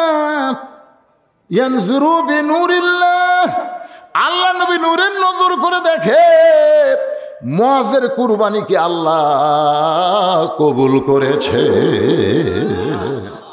ওরা আইছে দুই ভাই, জোরে কোন কয় ভাই? মুয়াজ আর মুআব্বেস। এখন মুআব্বেস বলে হুজুর আমিও জিহাদের ময়দানে যাব। মুয়াজ বলতেছে ও আমার চাইতে ছোট, কমপক্ষে আমার চাইতে আধ হাত খাটো। আল্লাহ রাসূল বলে তুমি তো মাফে হও না, তোমার ভাইয়ের যে অবস্থা, তুমি তো মাফে হইবা না, তুমি জিহাদের ময়দানে কেমনে যাবা? মুআব্বেস বলে হুজুর আমার ভাই লম্বা হবার পারে, কিন্তু আমার চাইতে শক্তিতে কম। আপনি যদি বিশ্বাস না করেন, দুই ভাইকে কুস্তি লাগাইয়া দেন, দুই ভাইকে কুস্তি লাগাইয়া দেন। মুয়াজ বলতেছে রাসূলুল্লাহ ও জীবন আমার সঙ্গে পারবে না, মিথ্যা বলতেছে। আল্লাহ রাসূল বলতেছে দেখি দুই ভাই কুস্তি লাগো। এবার দুই ভাই কুস্তি লাগছে, পাড়াপাড়ি লাগছে। মুআব্বেস বলতেছে কেরে মুয়াজ, তুই তো মাফে হয়ে গেছি ভাই, তুই তো এমনি জিহাদের ময়দানে যাওয়ার চান্স পাইলি, আমার একটু চান্স করে দে, আমার একটু চান্স করে দে, ইচ্ছা মতো তুই দুর্বল হয়ে আমার নিচে পড়। মুয়াজ বলতেছে আমি ইচ্ছা করে দুর্বল হয়ে তোর নিচে পড়তে পারবো না, কারণ জিহাদের ময়দানে যাওয়ার তোর বয়স হয় নাই। মুআব্বেস বলে মুয়াজ রে, আল্লাহ নবীকে ডান দিক থেকে কেউ যদি একটা তীর মারে, তুই না হয় ডান দিকে দাঁড়াইলি, কিন্তু বাম দিক থেকে কেউ যদি তরবারে মারে, বলো ভাই বাম দিকে নবীর কে দাঁড়াবে? নবীর সামনে থেকে যখন পাথর আসবে তুই না হয় সামনে যাবি, পিছন দিক থেকে যখন বর্ষা মারবে তখন পিছন দিকে কে দাঁড়াবে? তুই ডানে থাকবে, আমি বাঁয়ে থাকবো, তুই সামনে নবীর থাকবে, আমি পেছনে থাকবো। আমাদের জীবন থাকবে আর কাফেরের নবীর গায়ে তীর মারবে। আমি জীবিত থাকতে এটা কেমনে হবে? তুই একটু দুর্বল হ, আমার বুকের উপর উঠায় দে। এবার মুয়াজ দুর্বল হয়ে মুআব্বেসকে যখন বুকের উপর উঠায় দেয়, নবী দৌড়ে এসে দুই ভাইকে ধরে আসমানের দিকে তাকায় বলে আল্লাহ, এমন করে কিশোর যুবকেরা যখন তোমার রাস্তায় কুরবানি দিবার চাবে, ইসলামকে কেউ আর দমিয়ে রাখতে পারবে না, ইসলামকে আল্লাহ বিজয় দিবে। ইসলামের বিজয় যদি আমরা চাই, তাহলে আমাদের কুরবানির দরকার আছে না নাই? মহিলা পাগলির মতন দৌড়ায়। একজন সাহাবী বলে কোথায় যাবা? বলে আমি উহুদের ময়দানে যাব। লাভ নাই রে, যায় লাভ নাই, তোমার স্বামী জিহাদের ময়দানে শহীদ হয়ে গেছে, তোমার যায় লাভ নাই। কিছু দূর যাওয়ার পরে বলতেছে তুমি উহুদের ময়দানে কেন যাচ্ছ? তোমার বাবা শহীদ হয়ে গেছে। আবার কিছু দূর দৌড়ানোর পরে বলতেছে তুমি কেন যাও? তোমার সন্তান জেহাদের ময়দানে শহীদ হয়ে গেছে।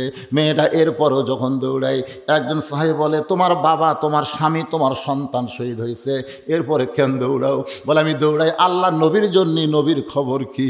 আল্লাহ নবীর জন্য দৌড়াই, নবীর খবর কি? নবী যদি দুনিয়াতে না থাকে তাহলে আমার থাকার কি দরকার? বলে নবী এখনো দুনিয়াতে জীবিত আছে। মেয়েটা এক দৌড়ে বাড়িতে যায়। বাড়িতে যাওয়ার পরে তার ছোট্ট একটা বাচ্চা, এখনো যুদ্ধ ফরজ হয় নাই, ছোট্ট মানুষ, ওই বাচ্চাকে নিয়ে নবীর সামনে এসে হাজির হয়। আল্লাহ রাসূল বলে মা, তোমার বাবা শহীদ হয়ে গেছে, তোমার বড় সন্তান শহীদ হয়ে গেছে, তোমার স্বামী শহীদ হয়ে গেছে, এই ছোট বাচ্চা তুমি কি করবা? মা বলতে তোমার ছোট বাচ্চাকে কুরবানির জন্য আপনাকে দিবার চাই। রাসূল বলে তোমার বাচ্চা সামলাবো না জিহাদের ময়দানে যুদ্ধ করব? মা কান্দার বলে হুজুর আমার বাচ্চা সামলানোর জন্য আপনাকে দিচ্ছি না, আবার যখন জিহাদের ময়দানে যাবেন কাফেররা যখন আপনাকে তীর মারবে আমার বাচ্চাকে সেই দিকে ধরবেন, আমার বাচ্চা আগে শহীদ হবে তারপরে তীর আপনার গায়ে লাগবে। রাসূল সঙ্গে সঙ্গে আসমানের দিকে তাকায় বলেন আল্লাহ, মুসলমান এইভাবে যখন নিজকে কুরবানি দিবে তখন শুধু সৌদি আরব মক্কা মদিনা না, একদিন গোটা পৃথিবী আল্লাহ মুসলমানের পায়ের তলে দিবে। আজকে দেখেন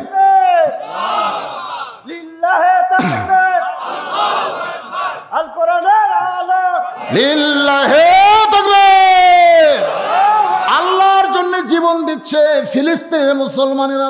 একটু মনোযোগ দিয়ে শোনেন, প্রতিদিন ইউটিউব খোলেন দেখেন আজকে বাংলাদেশে কতগুলো বিতর্কিত লোক তারা হামাসকে জঙ্গি বলতেছে, জোরে কোন ঠিক কিনা? ওরা আবার সাধারণ মানুষ না, ওরা হলো হামাকের মতন মৌলানা। ভাইরে সব বক্তার ওয়াজ শুনবেন না, কত বক্তা আছে ইসলামী আন্দোলনের বিরুদ্ধে কথা বলে। হামাসরা হলো মুসলমানের মধ্যে 1 নম্বর মুসলমান, বিশ্বাস করেন। ওই হামাসের ভিতর থেকেই একদিন ইমাম মেহেদী আলাইহিস সালাম দুনিয়াতে আসবে। ওই হামাসের ভিতর দিয়া ঈসা আলাইহিস সালামকে আল্লাহ দুনিয়াতে প্রেরণ করবে। আজকে খবর কি দেখেন, ইসরায়েলের 12,000 সৈন্য পঙ্গু হয়ে গেছে। জোরে কান কি হয়ে গেছে? পঙ্গু হয়ে গেছে। একজন মা তার 2টা সন্তানকে জিহাদের ময়দানে পাঠাইছে, একটা হলো 8 বছর আর একটা হলো 9 বছর। 2টা বাচ্চাকে বলেছে বাবা মুসলমানের কোনো অস্ত্র নাই, মুসলমানের সবচাইতে বড় অস্ত্র হলো তার ইমান, ইমানের বলে বলিয়ার হয়ে রাস্তার পাথর নিয়ে তোমরা ইহুদি সৈন্যকে মারো, যদি মারার পরে মরে যাও তাও হাসরের ময়দানে বলতে পারবো আল্লাহ তোমার বাইতুল মুকাদ্দাসকে রক্ষা করার জন্য আমরা ইহুদির গায়ে পাথর মারছি। এই একটা কথা বললেই আল্লাহ তোমাদেরকে জান্নাতের সর্বোচ্চ মাকাম দান করবে। মায়ের কথা মতো শিশু 2টা বাচ্চা 2টা পাথর নিয়ে ইসরায়েলের ইহুদি সৈন্যদের দিকে লক্ষ্য করে মারছে, সঙ্গে সঙ্গে গুলি করছে। এক বাচ্চা সঙ্গে সঙ্গে শহীদ হয়ে গেছে, আর এক বাচ্চার দেহ থেকে একটা হাত উড়ে গেছে। 2টা বাচ্চাকে হাসপাতালে নিয়ে গেল, একটা বাচ্চা দুনিয়া থেকে বিদায় নিয়েছে, আর একটা বাচ্চা আহত অবস্থায় তার চিকিৎসা চলতেছে। এমন সময় মা হাসপাতালে গিয়ে যেই বাচ্চা দুনিয়া থেকে বিদায় নিয়েছে তার কপালে একটা চুমু দিয়া মুচকি মুচকি হাসতেছে আর বলতেছে আলহামদুলিল্লাহ আলহামদুলিল্লাহ। আর যেইটা এখনো দুনিয়াতে আছে তার কপালে একটা চুমু দিয়া চোখের পানি বের করে বলতেছে ইন্না লিল্লাহ ইন্না লিল্লাহ। তখন সাংবাদিক বলতেছে মা আপনি কি পাগল হয়ে গেছেন মা? যেই বাচ্চা শহীদ হয়ে গেল সেখানে আপনি ইন্না লিল্লাহ না বলে যে আহত অবস্থায় আছে সেখানে আপনি ইন্না লিল্লাহ বললেন, আর যাই শহীদ হয়ে গেল সেখানে আপনি আলহামদুলিল্লাহ আল্লাহর শুকরিয়া আদায় করলেন। তখন মা বলে রে সাংবাদিক তোমরা কি আল্লাহর কোরআন পড়ো না? আল্লাহর কোরআন পড়ে দেখো, আল্লাহ রাস্তায় যারা জীবন দেয় তাদের এই ব্যাপারে ইন্না লিল্লাহ পড়া যাবে না, কারণ তারা মরেই নাই, তারা হলো জীবিত। ওয়ালা তাকুলু লিমান ইউকতালু ফি সাবিলিল্লাহি আমওয়াতুন বাল আহইয়াউ ওয়ালাকিন লা তাশউরুন। এখন বলেন ফিলিস্তিনে যে মুসলমান আল্লাহ রাস্তায় জীবন দিল এরা কি মরছে? জোরেখানে এরা কি মরছে? মরা তো লাগবে রে ভাই। আপনি 7 তলা 8 তলা 20 তলা প্রসাদে যেখানে আপনি যেভাবে থাকেন মৃত্যু হবে। আমার শ্বশুর এলাকায় এক লোক পুলিশের ভয়ে আলুর বাগুনের মধ্যে লুকে আছে। কিসের ভয়ে? পুলিশের ভয়ে। বাঁশাড়া আলুর বাগুনের মধ্যে পুলিশের ভয়ে লুকে আছে। ইতিমধ্যে পুলিশের পোশাক পরে এক আজরাইল গেছে, লাভ করে বলতেছে ভাই এই জায়গা তো খবর দিল কে? তখন বলতেছে ভাই রে আমি তো পুলিশ না রে। তুই তাহলে র্যাব নাকি? র্যাব হলোই তো তুই কে? আজরাইল। হায় হাই রে, পুলিশ পুলিশ ধরবি রে, পুলিশ ধরবি রে, এই একটা জিকির করতে করতে আজরাইল ধরবি, এটা আমাদের মনেই নাই রে। বাংলাদেশের সবচাইতে বড় কুরবানি হলো পুলিশ ধরবি। পুলিশ ধরার আগে আমাকে আজরাইল কথা কর না কেন? কোন ধরা গুরুত্ব বেশি, পুলিশ ধরা না আজরাইল ধরা? হ্যাঁ, এই জন্যে সবচাইতে বড় কুরবানি হলো কোনো ধরার দিকে খেয়াল না করে আজরাইল ধরার আগেই যেন মুসলমান হয়ে দুনিয়া থেকে বিদায় নিবার পারি। একটা হলো নামাজ আর একটা হলো কুরবানি। এই দুইটা আমল করেন, যতটুকু বললাম এর মধ্যে যা বুঝেন আমল করেন। আর মায়েদের জন্য হলো পর্দা, সবচাইতে বড় কুরবানি। কত সুন্দর সুন্দর মালা, কত সুন্দর সুন্দর বালা, এইগুলো সব কালো কাপড়ের মধ্যে লুকানো হলো সবচাইতে বড় কুরবানি। তোর এখন কথা ঠিক কিনা? কুরবানি মানে ত্যাগ করা। এই দেখ মালা দেখ, এই দেখ বালা দেখ, এগুলো সব কিছু দেখার থেকে নিজকে হেফাজত করার নাম হলো বড় কুরবানি। কালো বোরকা পরবে, জনগণ বলবে এটা পেতনি যাচ্ছে, পেতনি যাচ্ছে। মেয়েটা ভিতর থেকে বলে পেতনিকে রে, তোটা পাড়ার মধ্যে সবচাইতে সুন্দরী, কিন্তু কুরবানি করেছি রে। সোনাল্লাহ বলেন। এরই নাম হলো ত্যাগ স্বীকার করা, কুরবানি করা। আমার এদের জন্য বলবো না, আপনার সবচেয়ে বড় কুরবানি হলো পর্দা নিশি হওয়া, আল্লাহর আইন পর্দার মধ্যে থাকা। পুরুষের জন্য সবচেয়ে বড় কুরবানি হলো আল্লাহর জন্য বাতিলের বিরুদ্ধে নিজের জীবন উৎসর্গ করা। ধরে কোন কথা ঠিক কিনা? আর ফাসাল্লি রব্বিকা, 5 ওয়াক্ত নামাজ আদায় করা। আল্লাহ পাক আমাদের সকলকে তৌফিক দান করুক। সকলে বল আল্লাহুম্মা আমিন। ইস্তিগফার ফর আস্তাগফিরুল্লাহ রব্বি মিন কুল্লি জামবি ওয়া তুবু ইলাইহি, আস্তাগফিরুল্লাহ রব্বি মিন কুল্লি জামবি ওয়া তুবু ইলাইহি, লা হাওলা ওয়ালা কুওয়াতা ইল্লা বিল্লাহিল আলিয়্যিল আযীম। আপনার তবারক কিভাবে দিবেন? না না, বসাই তো যে চাপা চাপি, আবার কিভাবে ওরা আবার এসে সবাইকে একটু বসান, তাহলে সুবিধা হবে। একটু সবাই সামনে এগিয়ে আসি, সামনে আগে আসে, একটু মাঝখানটা ফাঁকা হন তো ভাই। একটু বসেন সবাই। অনেকে দোয়া আছে যারা মারা গেছে, জি জি, সবার জন্য দোয়া হবে ইনশাআল্লাহ। বিশেষ করে যে আমাদের সাবেক মেয়র সাহেবের এক নাতনি, মানে জি জি, তার জন্য দোয়া আছে। আব্বার জ্বর মৃত্যুবার্ষিকী ছিল 8 জানুয়ারি। আপনার আব্বা? হ্যাঁ, আব্বা আবার এই মাস্টারপাড়া প্রতিষ্ঠান। আচ্ছা আচ্ছা, ঠিক আছে।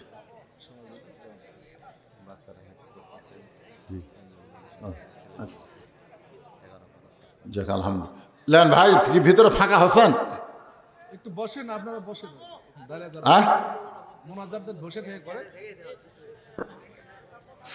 ঠিক আছে, মোনাজাতের পরে আপনাকে তাবারক দিবে, হইচই করবেন না। যেমন সুন্দরভাবে সুশৃঙ্খলভাবে আপনারা আলোচনা শুনলেন, এতগুলো মানুষ যেখানে বসে আছে বাইরের লোক বুঝতে পারছে। যখন সুবহানাল্লাহ আলহামদুলিল্লাহ তখন একটু শব্দ শোনা গেছে, এছাড়া বোঝাই যায়নি। এত মানুষ এত সুন্দরভাবে আপনারা বসে আছেন, মাশাআল্লাহ। তো তাবারক দেখার পরে কি আপনারা এলা সব ভুলে যাবেন? আমরা যে সুন্দর আসলে আমরা সুন্দর থাকবো না রে।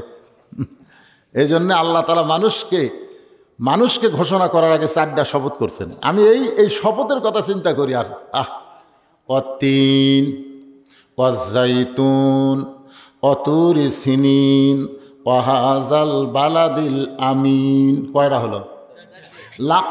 লাকাদ খলাকনাল ইনসানা ফি আহসানি তাকওয়িম। এত সুন্দর করে আমাদের চেহারাকে আল্লাহ সৃষ্টি করেছে, বলেন সুবহানাল্লাহ। সেই চেহারার মধ্যে মুখ আছে না নাই? সেই মুখ দিয়ে আমরা হট্টগোল করবো না, একটা পোলা পায়ে আমরা আল্লাহ রাসূল ভুলে যাবো না ইনশাআল্লাহ। বিসমিল্লাহির রহমানির রহিম। কুল হু আল্লাহু আহাদ আল্লাহুস সামাদ লাম ইয়ালিদ ওয়া লাম ইউলাদ ওয়া লাম ইয়াকুল লাহু কুফুয়ান আহাদ। বিসমিল্লাহির রহমানির রহিম। কুল হু আল্লাহু আল্লাহুস সামাদ লাম ইয়ালিদ ওয়া লাম ইউলাদ ওয়া লাম ইয়াকুল লাহু কুফুয়ান আহাদ। বিসমিল্লাহির রহমানির রহিম। কুল হু আল্লাহু আল্লাহুস সামাদ লাম ইয়ালিদ ওয়া লাম ইউলাদ ওয়া লাম ইয়াকুল লাহু কুফুয়ান আহাদ। আল্লাহুম্মা সাল্লি আলা সাইয়্যিদিনা শাফিনা নাবিয়্যিনা মাওলানা মুহাম্মদ ওয়া আলিহি ওয়া সাহবিহি ওয়া বারাকা সাল্লিম। আল্লাহুম্মা আমিন। রব্বানা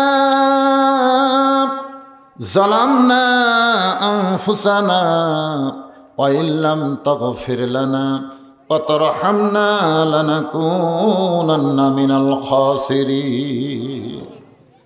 রব্বানা আতিনা ফিদ দুনিয়া হাসানা ওয়া ফিল আখিরাতি হাসানা ওয়া কিনা আযাবান নার। মাবুদ, নবীনগর মাস্টার পাড়ার যুবকেরা, বাবাজিরা কষ্ট করে মেহনত করে হাজার হাজার টাকা খরচ করে আজকে জান্নাতের বাগান লাগাইছে। মেহেরবানি করে আল্লাহ তাদের সকলকে জান্নাতি মানুষ হিসাবে কবুল করে না। আল্লাহ, আজকের মাহফিলের শুরু থেকে শেষ পর্যন্ত যত আলোচনা হয়েছে এর মধ্যে যদি ত্রুটি ভুল হয় মাফ করে দাও। এর যা হাদিয়া মঞ্জুর করো সোনার মদিনায় নবী ফাকে রওজা মুবারকে কবুল করো। तमाम अंबिया केराम, साहबे केराम, ताबिने केराम, तबा ताबिने केराम, तमाम पृथिवीर माटिर निचे যত মুমিন মুমিনা আছে আল্লাহ সকলের আরওয়াফে হাদিয়া কবুল করো। ও মাবুদ, আমরা যারা হাত তুলেছি আমাদের মধ্যে জনম দুঃখনী মা যাদের কবরের ঘরে চলে আসে, ছোট্ট একটা শব্দ হলো মা। গত মাসের 25 তারিখে আমার কলিজার টুকরা মাকে কবরের মধ্যে নামাই দিস। এই মা যাদের কবরে গেছে আল্লাহ মেহেরবানি করে মায়ের কবরটাকে জান্নাতের টুকরা বানিয়ে দাও। বাবার বাড়ি ঘর সবই আছে,